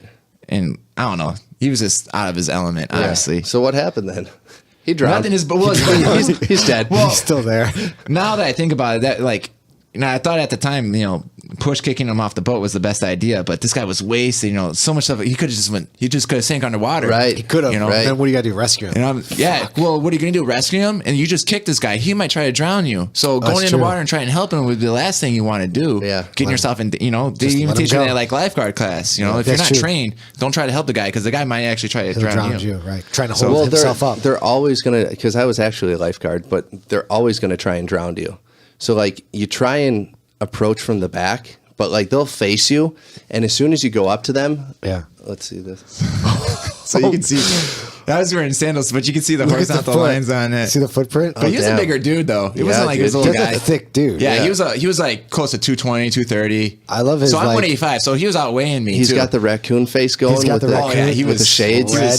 That dude was in the sun for a while, Oh, that's hilarious. drinking his Miller High Life. Oh, you know it. Dude, he thought he was David Hasselhoff the way he dove off Oh, that for boat sure. and just swam over us. Right. Oh, man. The beer muscles. They call it, right? Beer muscles? Beer muscles, yeah. Yeah. That's crazy. He looked defeated, though. Like, people that saw that kick, they were like, man, I saw his soul leave his body. Right. So, but honestly, I think that push kick is like really good for self-defense because, first of all, when someone's in your face, they're looking at your hands. They think you're going to push them or punch them. So, like, and what I do is I put my hands up and then you just push kick them, so they don't see it coming. Right. It just gets them away. Right. You're not going to knock them out, or anything with it, but it's definitely going to get them away and give you time to like get some space and think about, should I run away? What should I do? Because Yeah. I always say the best self-defense is a 4-minute mile.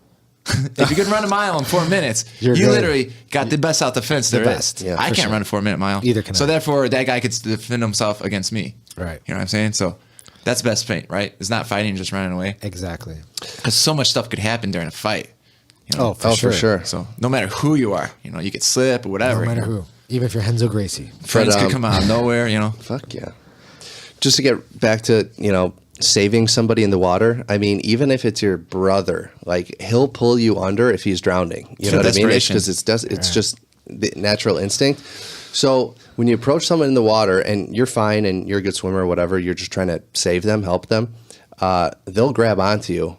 And if you can't break away, you go underwater and they'll let go. Yeah, because they just want to hold on to you. They just want to Right. hold on and keep their face above water. But if you go under, they're going to let go because they don't want to go with you. Then you got to pop up, try and get them from behind or arm drag them. But basically you want to take their back and then pull them on top of you. And then you just kind of like back kick to safety pretty much. That's how that goes. Sorry, But my phone is going off like crazy because one of the processing companies went down, and like all the restaurants are now trying to figure out why they can't process credit cards. oh, great. On Put a that Sa- thing away for a on a little bit. Saturday at 8:00 at night. Right. I'm trying to But, respond via text. I'm not trying to be rude. I'm just. Speaking of self-defense, have you guys seen these like videos that everyone keeps commenting on Facebook and Instagram? What?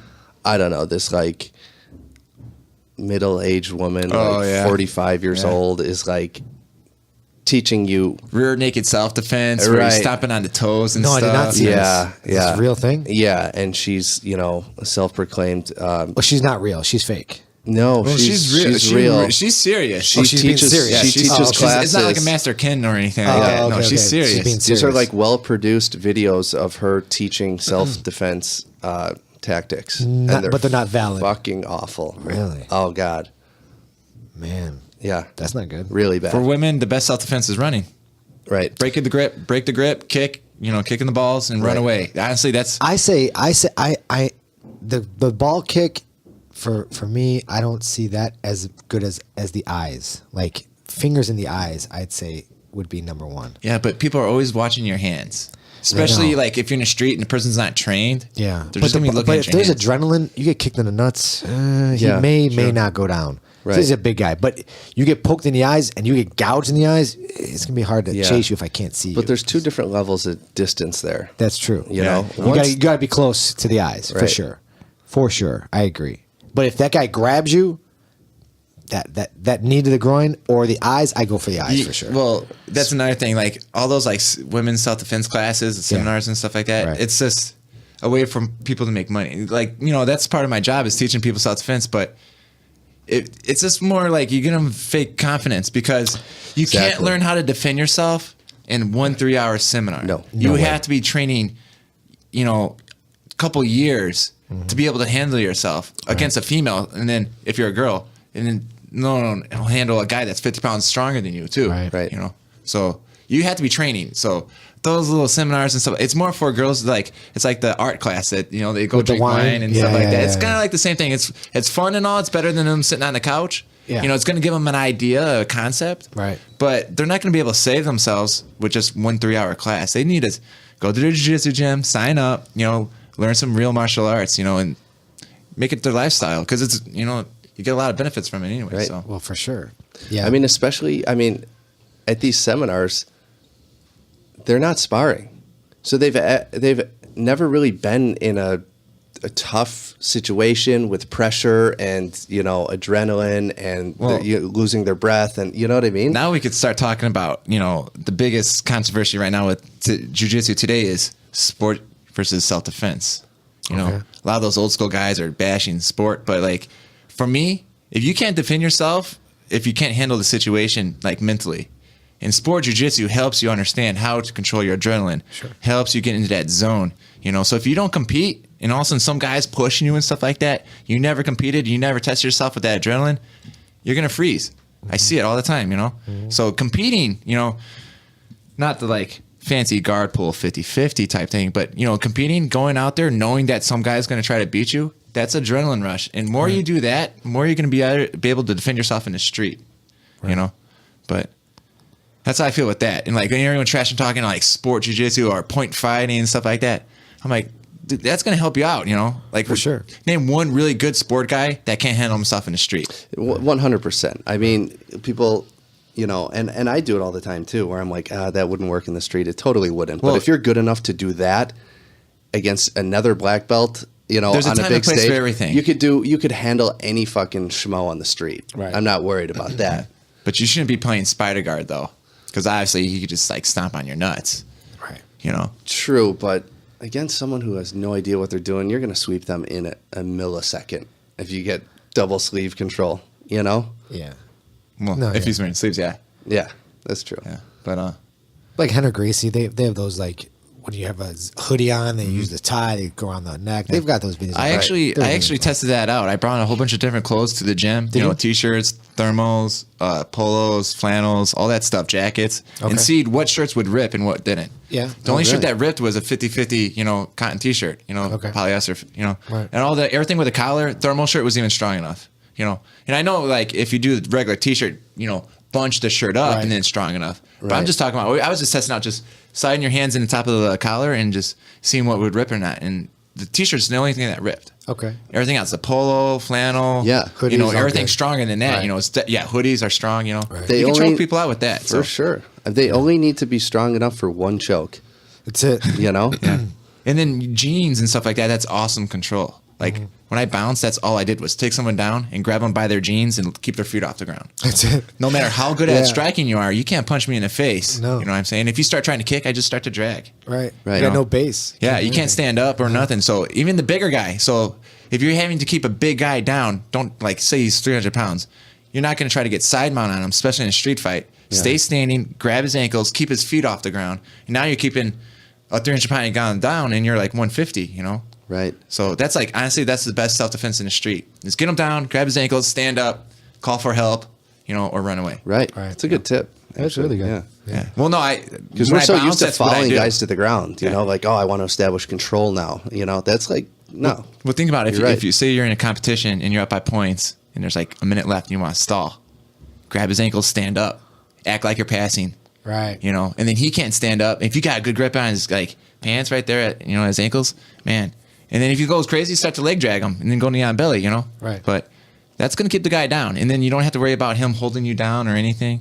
So just keep your ankles away from his hands, so you can't play Del Hiva if he knows Del Hiva. But, Man. That's the thing. You're hardly ever going to end up fighting someone who knows jiu-jitsu in the street. well, nowadays it's probably going to happen more and more, It's because more everyone's learning popular. jiu-jitsu. Right. Or So, but if people learn jiu-jitsu, they don't really fight, because they That's true. understand so much stuff That's can what happen. I'm saying. Yeah. That's what I'm saying. Like, what are the odds that you're going to run into that guy? like a hot-headed jiu-jitsu a guy. hot-headed Yeah. jiu-jitsu guy Not that's too going to often. be better than you. Right. Not going to happen. I bounced for 5 years, and I bounced at some like rowdy clubs, and I never really seen anyone fight that actually looked like they knew what they were doing. No, I've seen they a lot don't of do- scrappy fighters that are just super tough, Right. have a lot of heart, but I never seen any guy like just like pulling off really good technique, like slipping and bobbing, like real organized. I never Right. seen like anyone. I know like street fighting is unorganized fighting. It's like drifting. You're controlling something that's out of control. Right. That's a street fight. Right. You're basically trying to control something that's out of control. Yeah. It's crazy. But from watching everyone that fighting in the bar and stuff like that, they have no skill whatsoever, no training. If you do have training, you're not going to just fight, Yeah. Right. unless if you like were one of those hotheads when you're a kid, did a couple boxing, lessons when you're a kid, and now you're like 20 something, and Yeah. then you got some training. But I mean, the it's not last thing I same. want to do when I'm out is fucking fight. Like, I train Well, like 4 or that's- 5 days that's a week. you. Yeah. 'Cause dude, I fight every fucking night of the week. It feels like, I'm always like, I just want to recover. I just want to relax. Yeah. I don't want to fight. I just want to relax. That's it. actually a good line if someone started with you.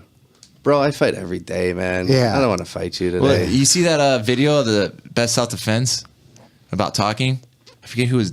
I saw it, but like, I don't know. Like, someone's like, learn how to talk to people. Like, someone say, "What are you looking at?" And you'd be like, "Oh, well, that's a nice shirt. Did you get that from Right, whatever right. store?" Try to change the subject, Right. or stuff like that. It's Yeah. like verbal fighting. Learning Right. how to defend yourself verbally. Sometimes you don't have that option, but that's a huge part of fighting in self defense is just knowing how to talk to people. Right. For sure. Being able to stay calm. That's true, but a lot of guys you deal with, man, they see like it, when you say like, "Hey, man, I don't want any trouble," they get even more confident. Well, you don't say They go, that. "Oh, this guy Yeah. don't want to Yeah. fight me now. Now I know I could beat him or whatever." No, you know? say, "Man, did I do anything wrong? What did I, you ask them, like, what did I do that got you so mad, man?" Because I used to bounce at Adriana's in Markham. That's like, I bounced there for 8 months. 3 people got shot. 1 person died.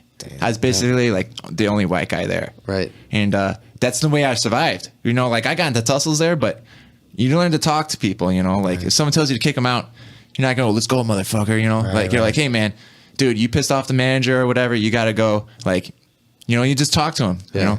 and they understand most of the time. Yeah, I think Unless most if they're people super wasted. Yeah, most but people they're super are wasted. gonna They be- can't fight. They can't fight, right? They Most people fall are down. reasonable. I think. I mean, I've seen situations where just being in the car and watching people how they act Right. in the car, like if they can't turn left right away, or if the guy in front of them is like me. Sometimes I'm sitting at the light, and I'm just gonna not go right when that light turns green. I'm gonna be like, I'll take my time. That's how I drive. But people get really anxious. And they just want to beep right away, and they're like, "Oh, I gotta get out." This. Well- I was coming here today, and I'm just waiting to turn left, and I'm just not gonna dart out. I'm going to be patient and wait for my turn. Right. And this lady behind me could not. I could not get out of her way fast enough. Yeah. Like she's just like, I'm like looking in my mirror, like my side mirror. She's just like, she's slamming the thing. She's like, why is this guy going? I'm just Yelling, like, screaming, she's just yeah. like having a hissy, like, really, what is wrong? Like, what is going on? Can you right imagine now? the poor bastard she's going home to? You know what I mean? I mean, she couldn't understand. Like That there was poor guy. There's cross traffic. I'm not just gonna make a stupid like. Anytime there was like it was free on one side, then the other side would come. You know, it's like I'm just gonna wait. Yeah. I'm not in a hurry. Yeah, Aaron, you try to be understanding because you don't know what people are going through. Right, You might just right. catch someone on a really bad day. Right. But yeah, people, especially the soccer mom, those are the ones that will blow red lights because Yeah. they feel like, they gotta get Johnny to soccer practice or whatever. Yeah. So like, I can't bring him late. So like, It's so they're interesting. the ones who are like blowing the red lights and stuff like that. I do notice that it kind of makes me a little sad when I'm on the expressway and I'm just doing maybe I'm doing 65, 70. Yeah. I know it's not very fast, but I'm cruising. And then the minivan blows by me. I'm like, what the fuck are you doing? You're in a minivan. Whoa. What is going on? Yeah. That you need to go that fast? I had some lady flick me off because I wasn't doing the on-ramp fast enough. Really? Yes. Wow. She was like, flicking me off, and I took a picture of her, stuff like that. But that got her more mad. But I couldn't believe this because That's she a was good like, move, actually. she was like in her lower 50s. Yeah. She looked like, she looked like a regular person. Didn't look like, like trashy or anything like that. But I guess everyone has a bad day. And Used to be hot, but that's going away now. Yeah. But the attitude's the same. No, sweetheart. You need to adjust now. You know what I You started? can't get away with the 2017, shit they're that you used to safe get. spaces. Yeah. I just started watching Shameless. oh, that's a good show. Oh my god, Yeah. dude, it is so crazy. Yeah, it's a crazy show. It's fucking- Well, they're shameless. You gotta keep on That's- saying that. that's what I keep saying in my The title mind. of the show is Shameless. And I'm just like, this is fucking crazy. What is going on? I didn't realize there was like 9 seasons of it. I'm only on. I just started season 2. Yeah. I'm just like, It's crazy. Yeah. there's 9 seasons of this shit. What the fuck is That- that? that's supposed to be based in the back of the yards. Yeah. You ever been there? No. Chicago, the I've been- neighborhood, back of the yards. I've never been to back. Where's that? It's on the south side, of course. But I thought they're on Lake Street. No, they're. That's not it was Lake always Street? South Side. They're on the south side of it. Oh, because I see the L tracks. It's above them. Yeah, that's the red line or the pink line or whatever. Oh, is that yeah. okay? So that's the south trashy side. line. I thought it was. I always, I just see the above. I always think Lake Yeah. Street because that's closest to Couldn't me. even imagine how bad that line is. Oh God, it's gotta be. Yeah, It's because crazy. the blue line is god awful, and that's like, no, I'd say the brown line's the nicest of them. I don't know. I've never been on. I think the brown line's the nicest. Well, line. which one has like the Santa Claus in it? One of them just had like a holiday train. Oh really? Yeah, and it drove through Chicago. It wasn't the red line, but it was one of the colored lines. I remember seeing it. It just happened like last week. It was on the news. Huh.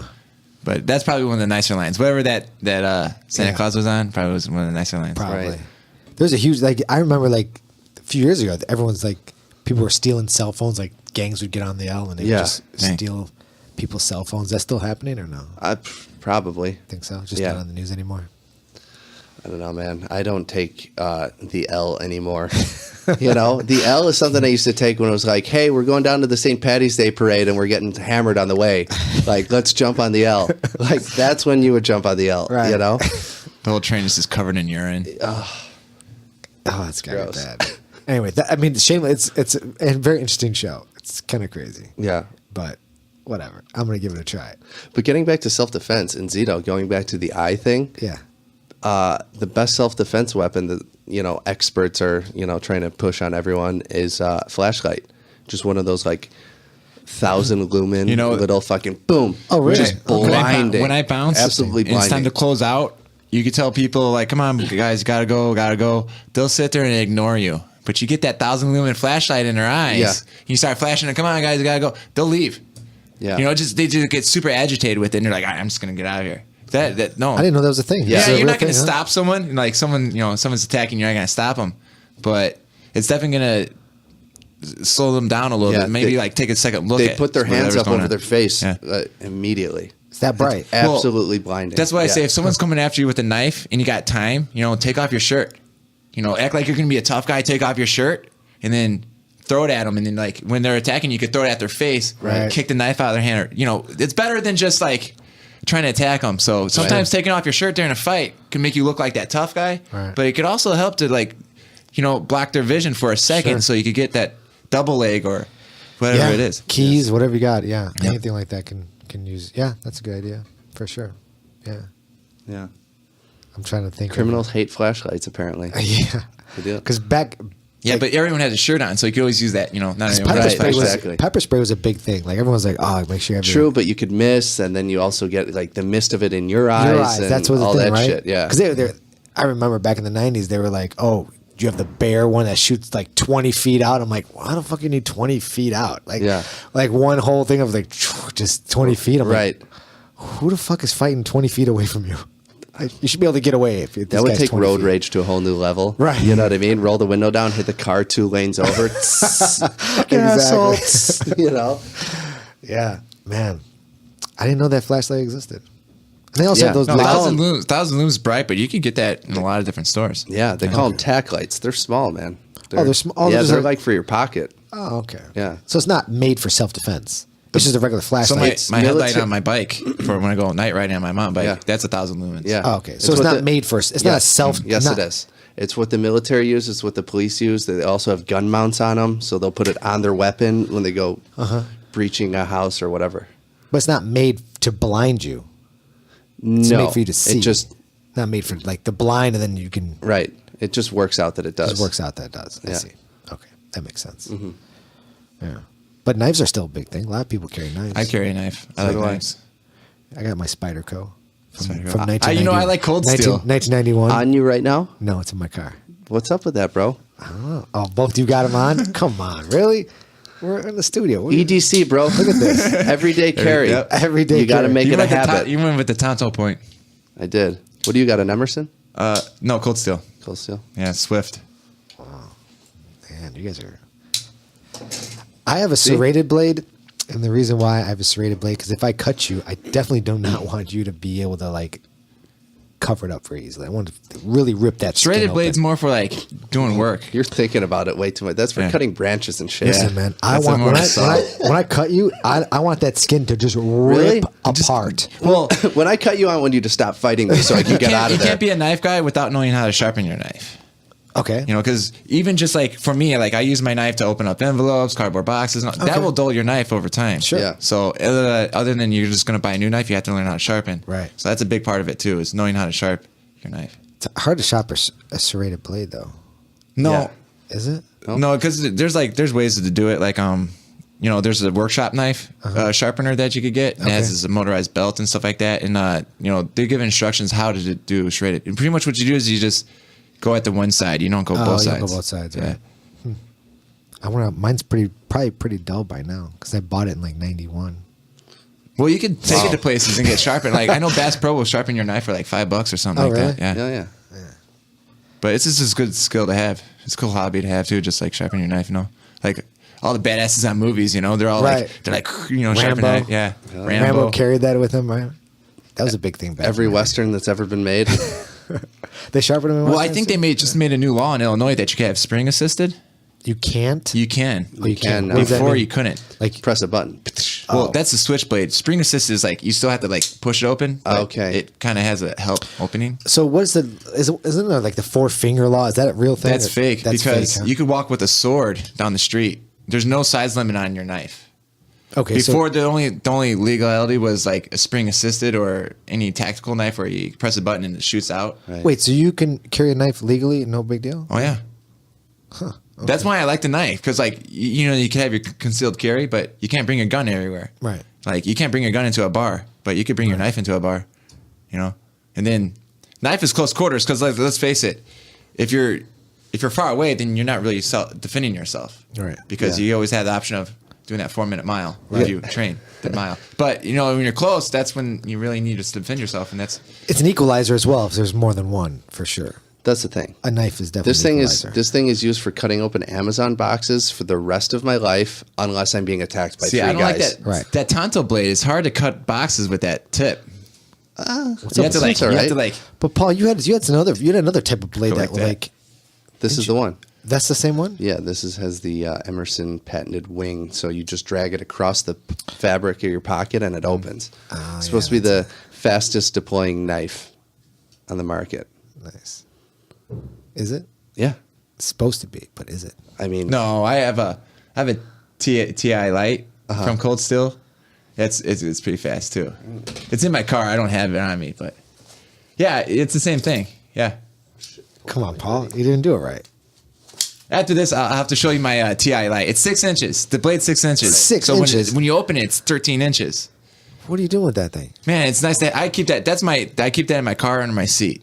Okay. Always. I don't bring that. That's not my everyday carry, but I keep that in my car under my seat all the time. So, Would you really stab somebody?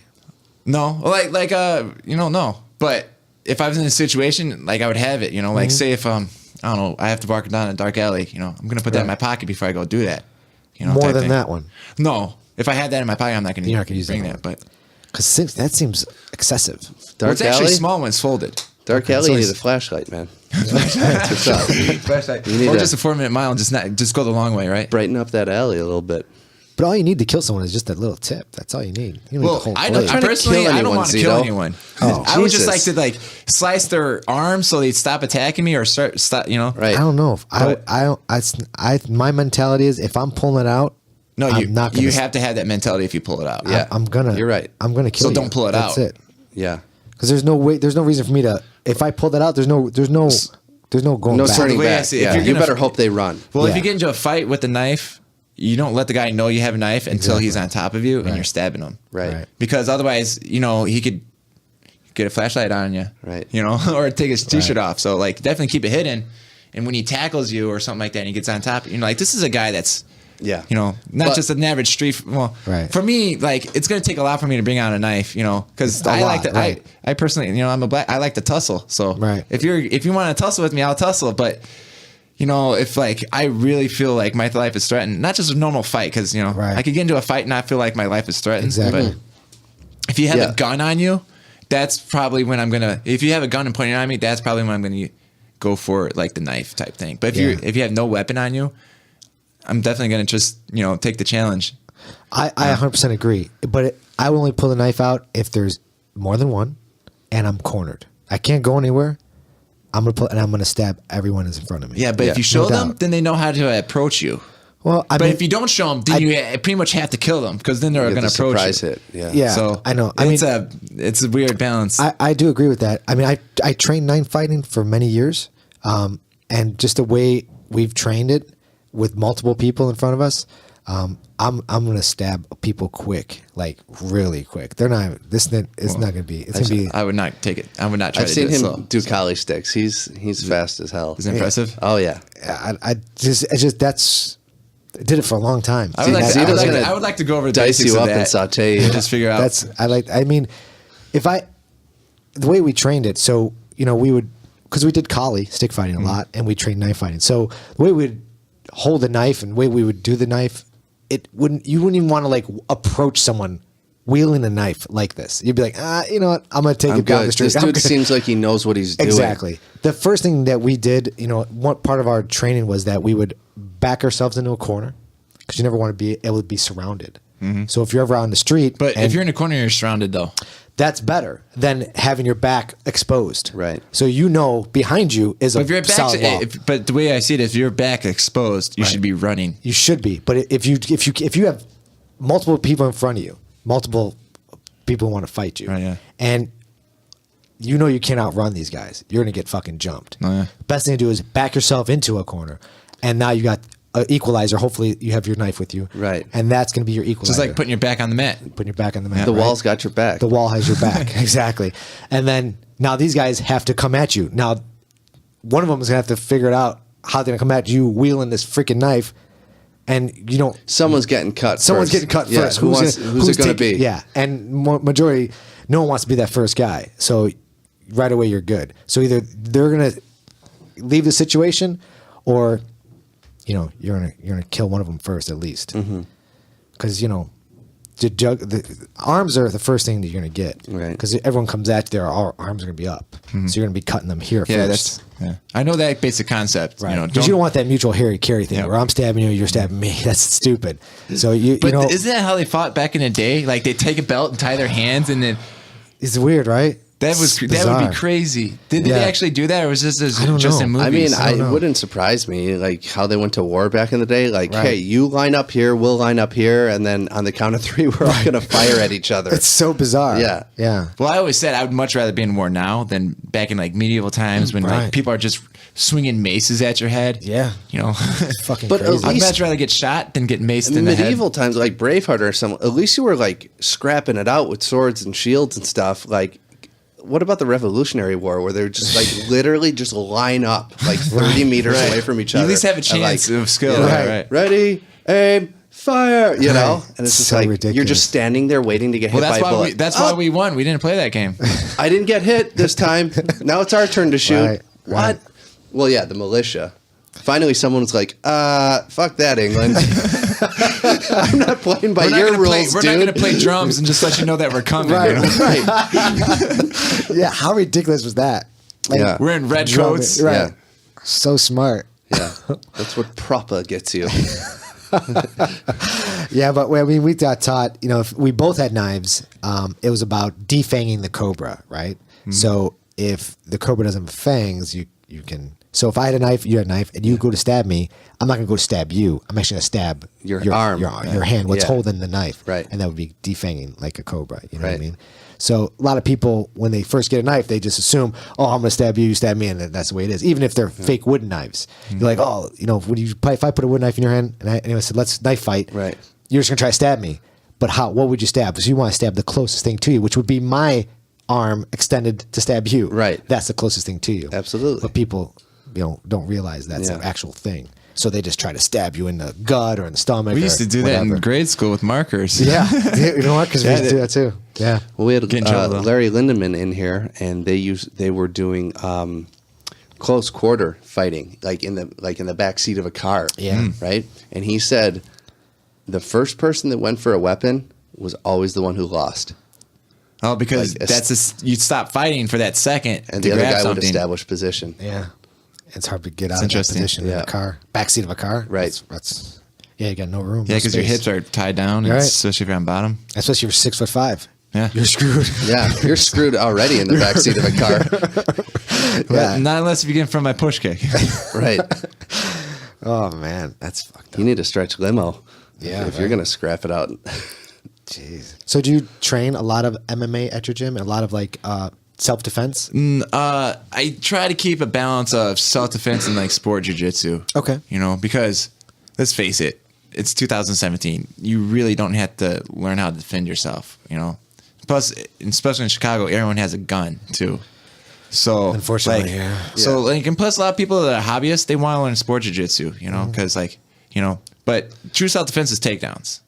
You know, you got to be good at taking down and not getting taken down yourself. Right. Right. You know, but that's also how people mainly get hurt in the gym too, is working takedowns. Yeah. You know, is falling. Well, you gotta learn how to fall. Yeah. So Totally a different era. I mean, now it's like if you're getting bullied, the school gets involved, your parents get involved, they contact the kids, you know, but you know, like everyone's getting involved. well, Back in the day, like the 80s or even further back, 70s, whatever, it was like, oh, you're getting bullied? Oh, you better go down to the local boxing gym and learn how to fight. Yeah. You know? Yeah. Or you just didn't. No one knew you were getting bullied. I got Or bullied. just nobody knew. I You got didn't bullied, say anything. and it oh sucked. yeah, I was embarrassed Yeah. to even Sucked. admit that I was getting You bullied. keep your you know, mouth so, like, shut. You just took it, man. Yeah. That's it. I used to come home, man. My chest was like just bruised. Like I had just bruises where these two kids would just punch me repeatedly in the chest in gym class. They would just You haul never- up and punch me and constantly punch me. I Freshman remember year of you high saying school. you got bullied, sucked. but we never really got into detail. Yeah, man, it About sucked. do you want to get Did it? you ever retaliate, or did you just kind of just? So I did. I thought I did. I thought we talked about it at one podcast. But so these kids in class, one of them was Italian. This other kid was some black kid who eventually got kicked out at that next year. They just I don't know. I was little. I'm a small guy, and I don't know. Getting all the ladies. Yeah, They were right. jealous. And they would just come up to me and just literally like tee off on my chest. Never punch me in the face, but just constantly punch me in the chest. And I couldn't breathe. It was Right, yeah, fucking. right. I would just bruise my chest. I was so scared to go to gym class, man. I couldn't. And then I Were was they doing it to anyone else? No, So you felt totally Yeah. Like, yeah. Singled picked on. out and everything. Yeah. Yeah. So it sucks. Freshman year for me was a rough year, you know. And then that's So was it summer- just older? that group of friends, just group like- of kids? Just those kids, yeah. Yeah. But you had like friends and all that stuff. So I had friends, yeah. Yeah. But you know, in high school, you know, I went to all boys school. Mm-hmm. So our friends were kind of like, you know, you're starting to learn your way in freshman year. Right. Kind of who's your friend, who's Right, yeah. not. And you want to be cool. It's uncool to be picked on. You Right. don't want to just announce that. Yeah. You know? Mm-hmm. Yeah. Just kind of sit there and just hope it goes away, right? And that's what I did. I Yeah. kind of just help, you know, I tried to just be cool and just like, you know, not think about it, but try to lay low. right. And try to make friends with like the upperclassmen, you know, which, you know, helped. My sister was older. She went to IHM. So they already knew that like some of the older guys knew about me because of my sister. So Right. they would like look out for me and stuff. Right. But they weren't with me all the time, you know? So, that year, at the end of that year, I then started martial arts. I started Jeet Kune Do with my girlfriend's brother. And then I had all summer to train. And come sophomore year, I was a totally different person. You know, I was definitely more confident. Then I could actually defend myself by actually doing tricks. It's fucking weird. So I would actually like, you know, invite people to try to hit me because I would do so much boxing and collie stick fighting. Right. You have a counter to it. I have a counter to it, and if I tell you to hit me, I know you're going to hit me, so it's easy for me to parry Right, it. yeah. Right. Right, because I know it's coming. Right. It's like a parlor trick. Right. You know what I mean? Yeah. So I'd be like, oh yeah, and they would try to hit me, and they couldn't hit me. You know, and then I just, you know, as I kept going, and I would fuck with them and do Your stupid stuff. reputation grew. Yeah, reputation. Well, Yeah. I did. So I did this thing to this one really big football player who never bullied me. Yeah. But it was impressive that I can do it to like this 6-foot football guy, and Yeah. I'm so little. And then everyone's like, "Oh fuck, don't fuck with Zito." You know what Yeah. I mean? He knows all that karate shit. Right. That's the right. whole thing. You know. Yeah, yeah. Whatever happened to these two? Well, Like, did they fuck with you the next year too? well, one of the guys got expelled. Okay. And then the Italian kid, I got him back in, I think it was junior year. We went to see my friend wrestle down in the state in Champaign, and I took care of him out there. Nice. Oh yeah. Yeah. Got into Revenge a is fight out nice. there. Revenge is nice. Yeah. I didn't have to. It was an easy scrap because it was like he just backed down because he Right. didn't want to fight. Right. Because I was different. Bullies only person want back easy then. Oh, what's targets. wrong? They Your don't want little a challenge. girlfriend isn't here anymore. Right. Did you tease him a little bit? No, I don't really remember. It was a long time Yeah. ago. But I remember that it felt good to like kind of like I got revenge on some bullies. And Yeah. It felt good. it does. It feels good, you know. It's just it's a shitty thing to No, because bullying feel, can stick man. with you for a while too. Could, man. So when you get that revenge, it's good to clear your head from it. Yeah. I know obviously revenge isn't always the best thing to handle, but It's not, but it's not bad. It helps you know, sleep yeah. at night. It does. I mean, just knowing that you can handle yourself is fucking awesome. You know, I like now how I am now at 42, and I confidently can go out and walk around, and I literally worry about nothing. Like I'm scared of no then you're one. able to have more fun and enjoy life. you know? Exactly. Like I walk into places, you know, I'm happy. I'm confident. Like nothing phases me. Yeah. At all. You know, because I'll go when Manette goes like, okay, let's roll. It's like, oh, this is gonna be a battle. Like Manette doesn't go easy. Who are you going to You know what I meet mean? in the street that's tougher than Minetko? That's You know what I mean? It's like, You know, okay, I'm good. Yeah, exactly. You know, all the people I've rolled with and all it's just, you go to a new gym, you don't know the guys, and you're rolling with new guys, and that just, you get more and more comfortable, seeing new faces, seeing new roles, and seeing different techniques, and you're just like, Not to mention, like, you got to think about you're in like your third or fourth round of that day. You're third or fourth, like 6-minute round, and you're like, fuck, dude, I am gassing. I've been fighting for 20 straight minutes, and I'm still fighting, and I'm Right. fighting a good guy, and I'm Right. holding my own. It's like, who in the street are you going to meet? That's Street gonna fights fight don't for last longer than 2 minutes. 20 yeah. minutes Exactly. and hold their own against you. Right. Never going to happen. right. They're not tested like we're tested. No. They don't have the experience. Right. And their adrenaline dump is going to be a lot quicker than mine. That goes on to sport jiu-jitsu and how it helps you. Exactly. Yeah. Yeah, the thing is, like in the street, what you're gonna have to worry about is someone come up sucker punching you, Right. or you getting double teamed. Or That's weapon pretty of much some it. sort. Yeah, anything other than that. I mean, look. I mean, you were a bouncer, right? Bar fights get broken up in what, less than 10 seconds? So it's like so that's what I saw too. I like kind of like in high school where like a kid wants to like hurt a kid.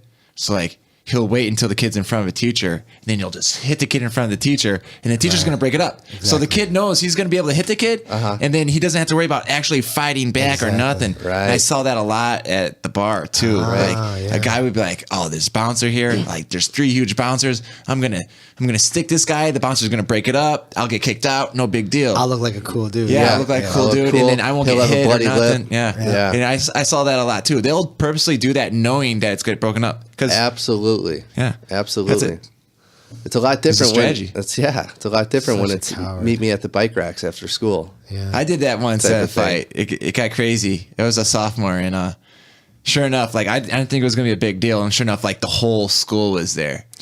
You know, I put the kid in the hospital. The kid was 18, and I was a sophomore, and this kid was like picking on me all the time. Really? This kid even. Because he could drive, you know, he was a senior, I was a sophomore, so I was getting dropped off by the bus. He would drive to my bus stop and try catching me at my bus stop. To do what? To fight me, to Why? like pick on me and bully. Just wanted to fuck with Yeah, you. he just lived down the street, and I don't know. Like my mom had a convertible, and like I was driving with the top down in the wintertime, you know, because I was like Sure. a little kid, and I don't know. He was just hating on me. He started like picking on me, calling me a pussy and shit like that. Literally, right in the middle of school, like he pushed me in the hallway and just called me out, and I'm like, dude, I didn't want to get in trouble, you know. Right. And like I was like sophomore, and I was like, I didn't want to do nothing. He's like. So I was like, you know what, fine, I'll fight you. Because like it was just not stopping, you know. I'm like, you know what, I'll fight you. Let's meet after school. Can I predict what happened? What happened? You double legged him, got on top, and just started beating his face in. No, actually. Really? Actually, he 2 years of wrestling at this point, well, right? actually, what happened was he tried to punch me, and like I slipped it, and somehow I ended up in his headlock, standing, and then I just picked him up, you know, under his leg, and I slammed him on his head, and then I did a little ground and pound. He stood up. Me and him squared off. His shoe fell off. I let him put his shoe back on. Oh, that was and then nice. he squared up with me, and I dropped him twice before he just gave up. Right. So He like gave up, like tapped out. Yeah. Oh yeah. Well, that's the thing. Like the first time out the headlock, I slammed him. I was ground and pound him. He crawled away, and I like pushed him, you know. Mm-hmm. And then like I didn't attack him. You know, I wait for him to come back after me again, and I drop him. And then you get up. I never followed him to the ground. He came up again. He attacked me again. I dropped him, and then that's when he was like, all right, I'm done. You know. So like that was like my first real fight. Did you guys become friends after that? No. Oh. No, that kid had a rough senior year because like he was talking all that shit, and then he got his ass whooped by the sophomore. He was a senior, you know. So like I don't think he went to school for the whole week after that, just because he was so embarrassed. But you were like a big sophomore. I was 152 pound, probably. I was really tall and skinny, Yeah, so I was like 6'2", 152 pounds. Yeah. I was a string bean, you know. yeah. But he didn't do any sports, you know. He's smoking. He was smoking a cigarette right as you came up to fight me. You know, I was like, I already wrestled for like 5-6 years. You know, I was just like in really good health and shape and stuff like that. And so I just scrapped with him. Yeah. That's awesome. But you know, the principal called us in the next day, and we didn't get in trouble. I just explained to the principal what was happening. But his mom called my dad that night and tried to get me in trouble. And then my dad was like, you know, my son's only 16. How old's your son? You know, Right. He's like, oh, he's an adult. My son's a minor. You know, Right. And then we just never heard back from her again. Right. Yeah. Because she's like, he had to spend overnight in the hospital. I'm like, I don't think he had to. He probably just got a concussion. Right. You know, Right. But she was just trying to, you know, try to get me in trouble and stuff like that. Knock some After her son was like picking and bullying on this like young, tall, skinny kid, you know, Knock some easy sense into target. him, huh? It's so weird. So now that you're an instructor, do you ever get like parents to come in and say to you like, Oh hey, yeah, my son's getting bullied or Yeah. my daughter's getting bullied. Yeah, Yeah. definitely. Really? Oh, yeah. It's so terrible. Yeah, no, it is terrible because like So do you have to find out? like those kids that the parents are coming in, those kids are always the coolest kids too. Right. They're always the coolest kids. Like, who's picking on you? Like you're always the nicest guy. Like you never hear Haters, the kids say man. anything bad about anyone, and you're wondering who's picking on this kid. And of course, bullies. You know, they're always going for the easy targets. I mean, haters. No, that's honestly, if you're bullying someone, you have animosity. Right. Definitely jealousy The towards nicest- maybe he's getting better grades or Right. or he's wearing nicer stuff or just he just seems happy and you're not happy, you know? Yeah. Type thing. It's Haters start at a very early age. It's gotta be something. Well, think about it. When you're a the way little they kid, were raised. It's if for you're a little sure. kid, you have a toy, I don't, you know, automatically I want that toy. Yeah. That's like hater right there. Yeah. Right. You know? Yeah, it's definitely a situation where the parents need to really pay attention more. I mean, it has to come down to that. Not everybody should be having kids, is what it comes down to it. You agree with that, huh? You ever watch that movie Idiocracy? Oh, Yes. God, yeah. It's scary. It is really It scary. is scary. Yeah, but Because that could happen 500 years later. it's Kind of is happening. it probably is happening. I mean, they have these stupid shows on like MTV where 16-year-olds are like having kids and they're like, promoting it. It's like, really? Let's keep that in the closet. Yeah. We don't need to promote this stuff. It's actually wasn't. I don't think it was meant to promote. I think it was meant to scare. Maybe it was called like it was 16 and pregnant and Yeah, shit, yeah, right? Yeah. something I mean, it was meant to scare the youth, and it supposedly it worked. That'll I be guess fun. like pregnancies of like 16 and younger dropped because of that show. Is that right? Yeah. It'd be I nice hope to so. like 20 years later figure out what happened to these little kids that were exposed because their moms were 16 and pregnant. Yeah. Yeah. Well, they're in the system. They're the guy who carjacks you. That's where they are. I don't know about that, but Yeah. it's unfortunate.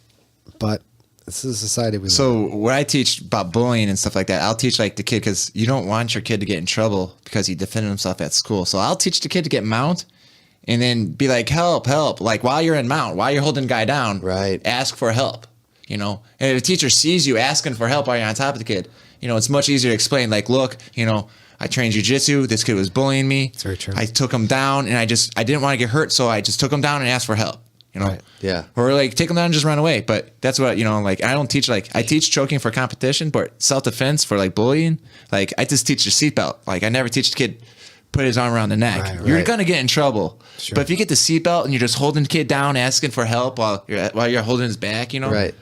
So that's what I try to really tell the kids, like just get the guy down, hold him down and just call for help, Yeah. When you're asking for help, you honestly, so You hope that it is what it works. is. Yeah, Yeah. I hope. But Yeah. who knows? But you got to make sure that like I tell them like before you do that, you have to tell your teacher. Let her know that this is happening. Let your mom and dad know. So when you do get on top of them asking for help, the teacher already knows you had a problem with this kid. You came to help. Nothing happened. And then Right. now that situation happens. And hopefully, if you do it that way, you won't get in trouble for it. Like I said, I got into that fight when I was a sophomore. I didn't get in trouble Yeah. because I explained what happened, and plus we were off school grounds. But that was a different situation, and plus that was like 2003. A lot's changed since then. Yeah, Yeah. for sure. Man. And now everyone's worried about getting in trouble. I was always worried about. My getting in mom trouble. was always pissed when I got into a fight. I got grounded after that. Oh, my dad would. So really? Yeah. My dad would walk in from work, and my mom would be like, "Paul got suspended from school today for fighting," and he would just look over at me and go, "Did you win?" I go, "Yep," and then he would just walk away. That was it. You're old school dad, though. Yeah, Yeah. He's old school, For sure. but they knew I wasn't a bad seed. They knew like I wasn't starting shit. Right. But you'd finish it. And he, guys get it. They know what it is like to be a 14, 15-year-old kid in high school with other dudes and the testosterone going, and you know what I mean? Did you go to all boys school? No, fighting was just it's part of being a boy, kind of, isn't it? I mean, you do it. It's I mean, I see my it's nephews. very, My nephews do it natural. all the time. It's I mean, very, they're 'cause fighting all the time. You watch two young animals, like two puppies. Yeah. How they play. They Right. like horse around. Right. They Exactly. like doing mini little grappling sessions. They don't hurt each other, but they're trying to get on top. Right. Little nipple there. Just like two brothers. Two brothers are gonna like be horsing around all the time. The mom Yeah. doesn't understand. Like, quit fighting. Yeah. My sons don't get along. Yeah. No, your sons get along. They're actually playing with each other. Right. I know that's what like my mom's like. Oh, you guys don't get along. I'm like, no, we get along. This is how we play. Yeah. You have, I have one older brother. Yeah. is he into jiu-jitsu? He did jujitsu with me for like a year, Okay. but life happened. So Yeah. he was good. He's built like me. So. Oh, really? But he didn't wrestle like me though. Okay. He's So. 6'5"? What's your favorite I submission? like to say I'm 6'5", he's 6'4". Yeah. What's your favorite submission? But you're a good triangle guy, right? Yeah, I like triangles, but I don't know. I don't have a favorite. I like a lot of stuff. Yeah. It all depends on. You have to ask me what my favorite position, my submission in the position. Right. You know what I'm saying? Yeah. Are you guard guy or top guy? So I like to work the takedowns. Yeah. But if I know you're going to pull guard on me, I'm going to do my best to take you out of your game, so I'll pull guard on you. How'd you do on the feet with Hinger? I take him down. Oh, yeah? No, actually, no. So, I scored 10 points on him one time when I went against him. But last time he went with me, he took me down, took my back. Right. He wasn't. He's got an awesome. He was not playing with me the last time. No, Right. he took me down right away. He actually. He's got a good I like sweep his- single. Well, actually, that's what he does. I actually started watching him almost every match. He grabs the lapel. The second he grabs it, he whips it down and goes for that single leg. That's Yeah. what he did to me. That's how I kind of learned it. But no, I took Hanger down that one time when I went against him. Yeah. Took him down, took his back, got mount, held mount for like maybe a minute, and then he got out and knee barred me. Damn. But that was like he knee barred you. Yeah.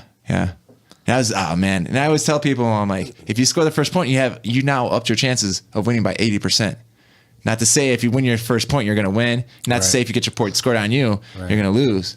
That's like the perfect example. I'm like, look, I got up 10-0 once and I still lost. Right. You know, because you don't get 10-0 on accident. You know. Right. But yeah, no, he was he was going hard. So when do you think you can compete again? Like I said, hopefully March for Pan March. Am's. Yeah. Is that gi, right? Pans? Yeah. Yeah. That's gi, right? Yeah. No gi won't be till the end of the year, right? Yeah. Okay. You know, I never did a no-gi pants. Oh, no? Yeah. I did no-gi worlds. 2015, that's like probably the farthest I ever got. In 2015, absolute black belt division, I made it to the third round. I like to say I'm the last gringo standing for America. Nice. Yeah, because if you look at all the other guys' names were like 5 names, Yeah. Fleepy or whatever, Right. So no, I won my first 2 matches, and then I lost to Mateus in the third round. And if I won that match, I would have medaled. Wow. So, and I actually scored 2 points on Mateus. So Did you really? I scored the first point on Mateus, and I was like up 2 points until about the 5-minute mark, and then he took my back and got a rear naked choke. Wow. So, but that was like really cool though. Just making it lasting that far. That's like the farthest I made it at Worlds. In Gi Worlds, I made it to the second round. Lost to Patrick Codio, but I didn't make it to the third round like I did in no Gis. Lot of But your no Gi stu- Worlds different than Gi A Worlds. lot of your students compete? I'd say about like 5% of my adult students compete. Okay. Yeah. And my kids, probably about 20% of my kids compete. Yeah. I don't really force it on them Okay. because, it's not for everyone, And like, if you're having fun with it, I just want you to have fun with it. Right, right. And if you're not having fun competing, don't compete, Well, you don't know till you try, right? Yeah, exactly. That's the whole exactly. thing. But some people already know. Like, no, some people come to me like, look, I have no idea. I don't want to compete. I just want to come in here. I'm like, cool. Right, right. You don't have to compete to get promoted either. No. So, Yeah, of course not. I mean, when you roll in class, it's great, but a comp roll is, it's totally different. Right. But you can't expect students to walk in, be there for a couple months and go, oh, yeah, I want to compete. Like, No, that takes a while. it Like, does. you got to start seeing your teammates do it. And then Right. you got, well, maybe I could Yeah, do maybe it. I could. You know, Exactly. that's I try to say, well, why don't you just come and watch and see what it's all about? Right. Right. Usually, if they watch, they always say, "Oh, I should have just signed up." Exactly. I'm like, well, next time, and then hopefully next time they sign up. So When I went there today, I was like, oh, man, I should have signed up. I saw Josh, who I fought at grappling games. He was there. He's like, oh, man, come on, go because we need more guys. I'm like, oh, man, I really want it. see, Right. that's how I feel with this, man. Like, just watching Oh, gets you it's so Yeah. like ready to get back. I was like, honestly, I was taking my body for granted. I was like, I wasn't really weightlifting. I can't wait to like get like back healthy. So like, I'm gonna start weightlifting. I was always training a lot in jiu-jitsu, but like, I feel like especially nowadays, you need to start weightlifting if you want to be in that high level black belt division.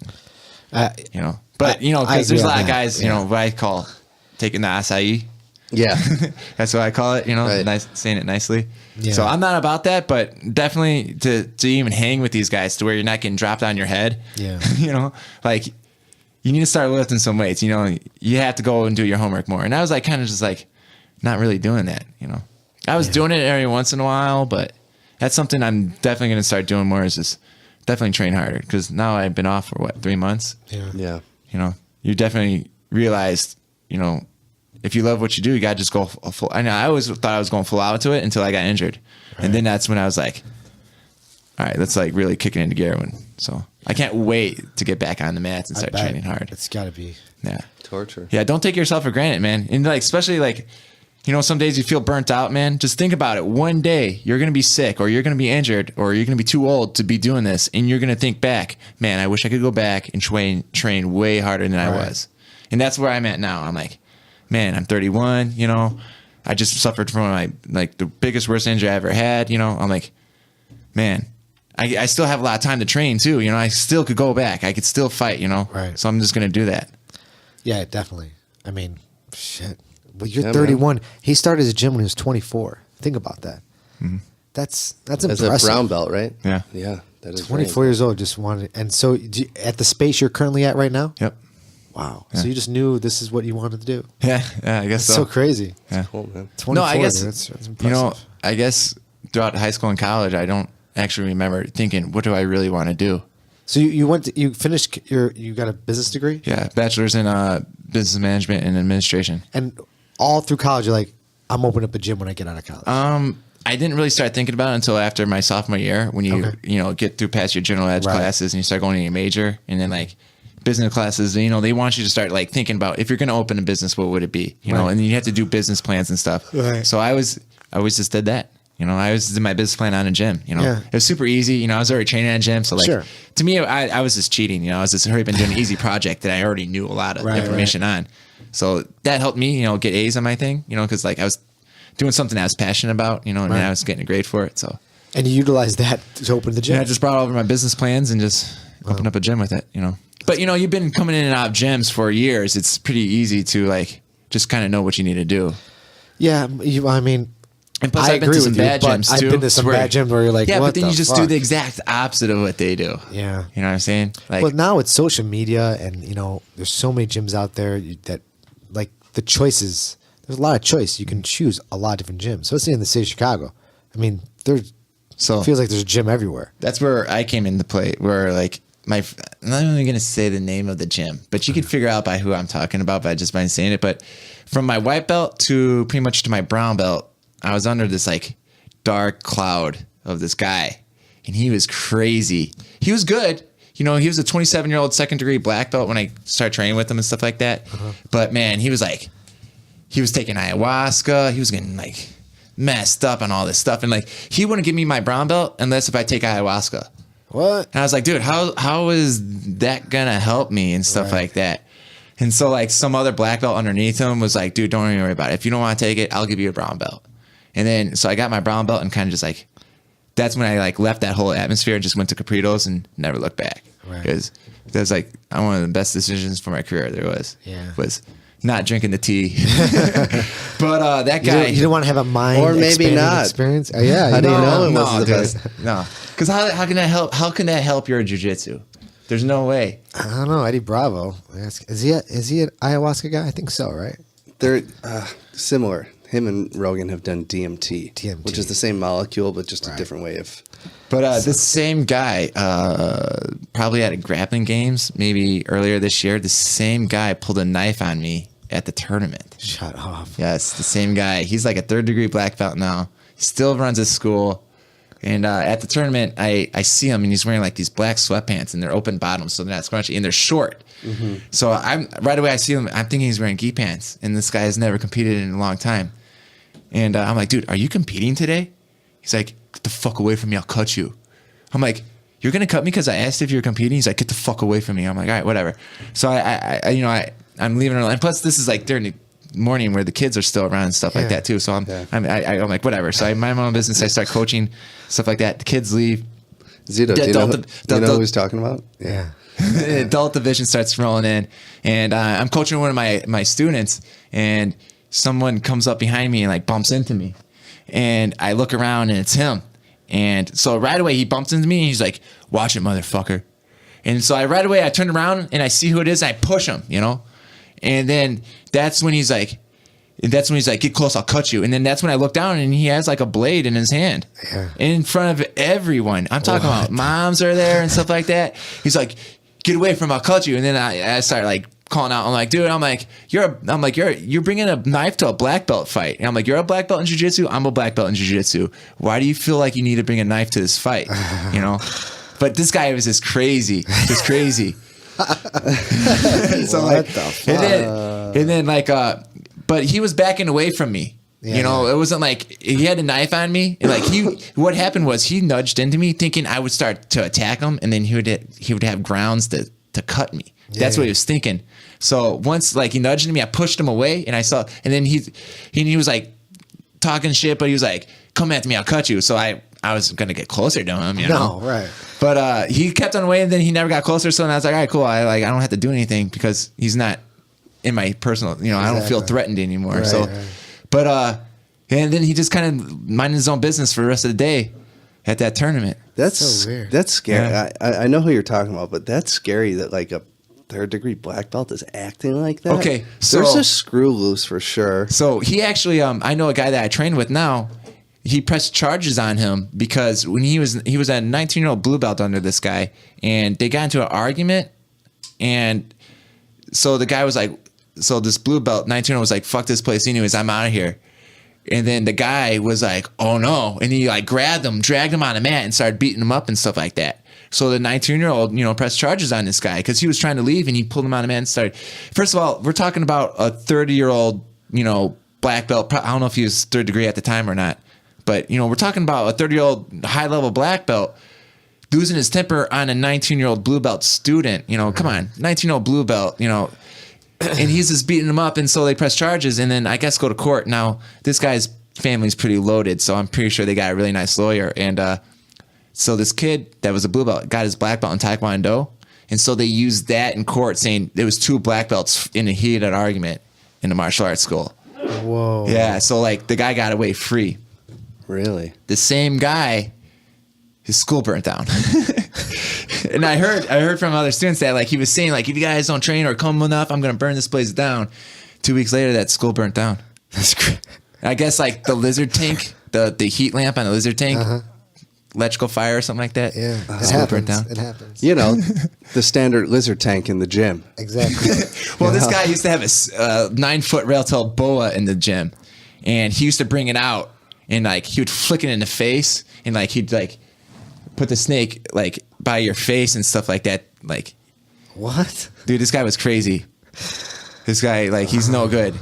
Like, I should just give up his name, just so everyone knows not to go to his school and train. But I'm not just gonna sit there and just like bash. So he was a good when he was around. He taught me a lot of basics. But he actually took first place in Pan Am's as a brown belt, beating Henner Gracie. Wow. Yeah. Back when they were like they would compete, Everyone's But nowadays, doing a ton of internet work right now. I know, right? So, oh man. but yeah, Damn. It's an interesting that was story. like my first 5 years of jiu-jitsu That's until crazy. I went to Comprido's. Yeah. So how's Comprido been? Good. Oh, Comprido's awesome. No, Comprido is awesome, dude. He's like honestly one of the best coaches. He is. He's really nice. He's really we had cool. him on the podcast, obviously. He's like, he knows when to be strict, but he knows when to be funny and laid back at the same time. And he's not gonna make you take ayahuasca. No, he's not going to make you take ayahuasca. But like, yeah, I think he's like the perfect balance of being a coach. Yeah. So He's big. And he's fits big. you really well. Yeah, and his style fits my style pretty well. So I got a lot of mat time with him. So like my game now, I have to like give him almost all my credit to. He put a lot of time into me and rolled with me and stuff like that, and I'm very thankful for all that. Man, I wish we can roll, man. I would like to roll with you, man. Yeah. We have to wait for your shoulder. Yeah, to get well, better. wait until like Now's January. your chance, Tito. Yeah, right. My only chance. Attack the shoulder. Yeah, right. That's funny. Yeah. Man. No, trust me, man. I can't wait to get back on the mat. Yeah. Yeah. Well, man, I really appreciate you coming on this podcast, man. Yeah, dude, It's this been was great, awesome. dude. Thanks, The pizza dude. and everything. Where can people find you? University of Ground Fighting. University of Ground Fighting. And Yeah. that's uofgf.com. Yep. Or you could Instagram, Facebook. Is it all the same? Yep. UofGF? Yeah. You don't have a personal Instagram? Yeah, Steve Patterson. Okay. But I have a Facebook page for UFGF, Okay. stuff like that. So Do you normally do the refereeing on Fight to Win when they come out here? They always hit you up? No, I usually try to compete. Okay. But But- they hit you up just the ref because you're injured? Yeah, and like Okay. they were actually one of the refs canceled on them the night before. Oh, so like I was yeah. the last minute because I was in a sling. Yeah. Yeah, it was. Don't you think you could have came up with a little better of a system, like holding the two flags in one hand and then just boom, dropping one and raising the other? We knew who you were voting for every time. But like the referees didn't see me. So like you guys, but the other refs, they all look forward. Right. So like the other refs didn't know what. Yeah, I was, but so I'm that's talking what about really the matters. suspense for the Yeah. spectators. You know. Yeah, no, We but know like, what Steve's voting for. Next time you have I couldn't shoulder be filming surgery. out there. I couldn't be filming out there with flags and stuff like Right. that. But, Next time you take a near-death fall off a mountain bike and have shoulder surgery, we're gonna have to figure out a better system for the flag raising. Okay. right? No, I got yelled at for that night by one of the competitors, so I'm not gonna. Did you really? Man, Who yeah, was it? Red- Mineko? No. No, Meneka's a cool guy. No, I'm not gonna drop the name, but no, I'm not even gonna do that. It wasn't Meneka. He's a cool dude. Yeah. But no, it was someone else. Okay. But I was like, dude, I'm like, you gotta understand. I'm like, I got called in. I didn't want to ref. I got called in the night before. So I go in there in sling in hand, and you're gonna come after me after my integrity, thinking that like Right. I was just going out to get you. I'm like, no, man. I'm like, I literally didn't see those submission attempts. Like, Right. and plus, he lost by majority vote, so I wasn't the only ref that thought that way. Exactly. But whatever. You can't make everyone happy. Can't please them all. Nope. Definitely But not. yeah, awesome. Yeah. Awesome, man. All right, we appreciate you coming out, and we'll see you guys later. Bye. Cool. Thank you, guys. Later. Hey, everybody. Thanks for tuning in. For more information about Grappler Union Podcast, you could visit us at our website at grapplerunion.com. You can follow us on Instagram at Grappler Union. Please like us on Facebook. Be sure to subscribe on iTunes. And all of our episodes are available on our YouTube channel. Say what? Be sure to subscribe. Yeah, subscribe to all that shit. You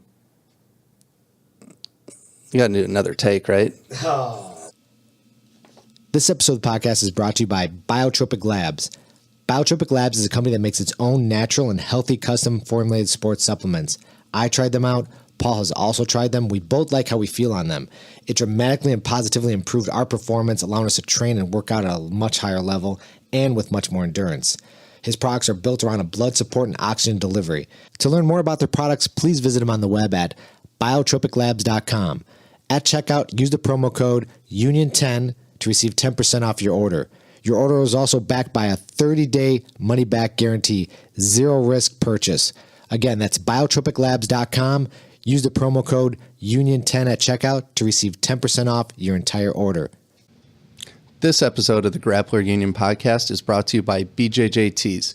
Go to bjjtees.com, enter the promo code Grappler Union, and save 10% off all your jiu-jitsu apparel. Go to bjjtees.com today. This episode of the podcast is also brought to you by Strychnine Jiu-Jitsu, makers of vintage-inspired tees, hoodies, and rash guards. Go to strychnine.co, that's STRYCH9.co, and use the promo code UNION at checkout to receive 20% off your online order.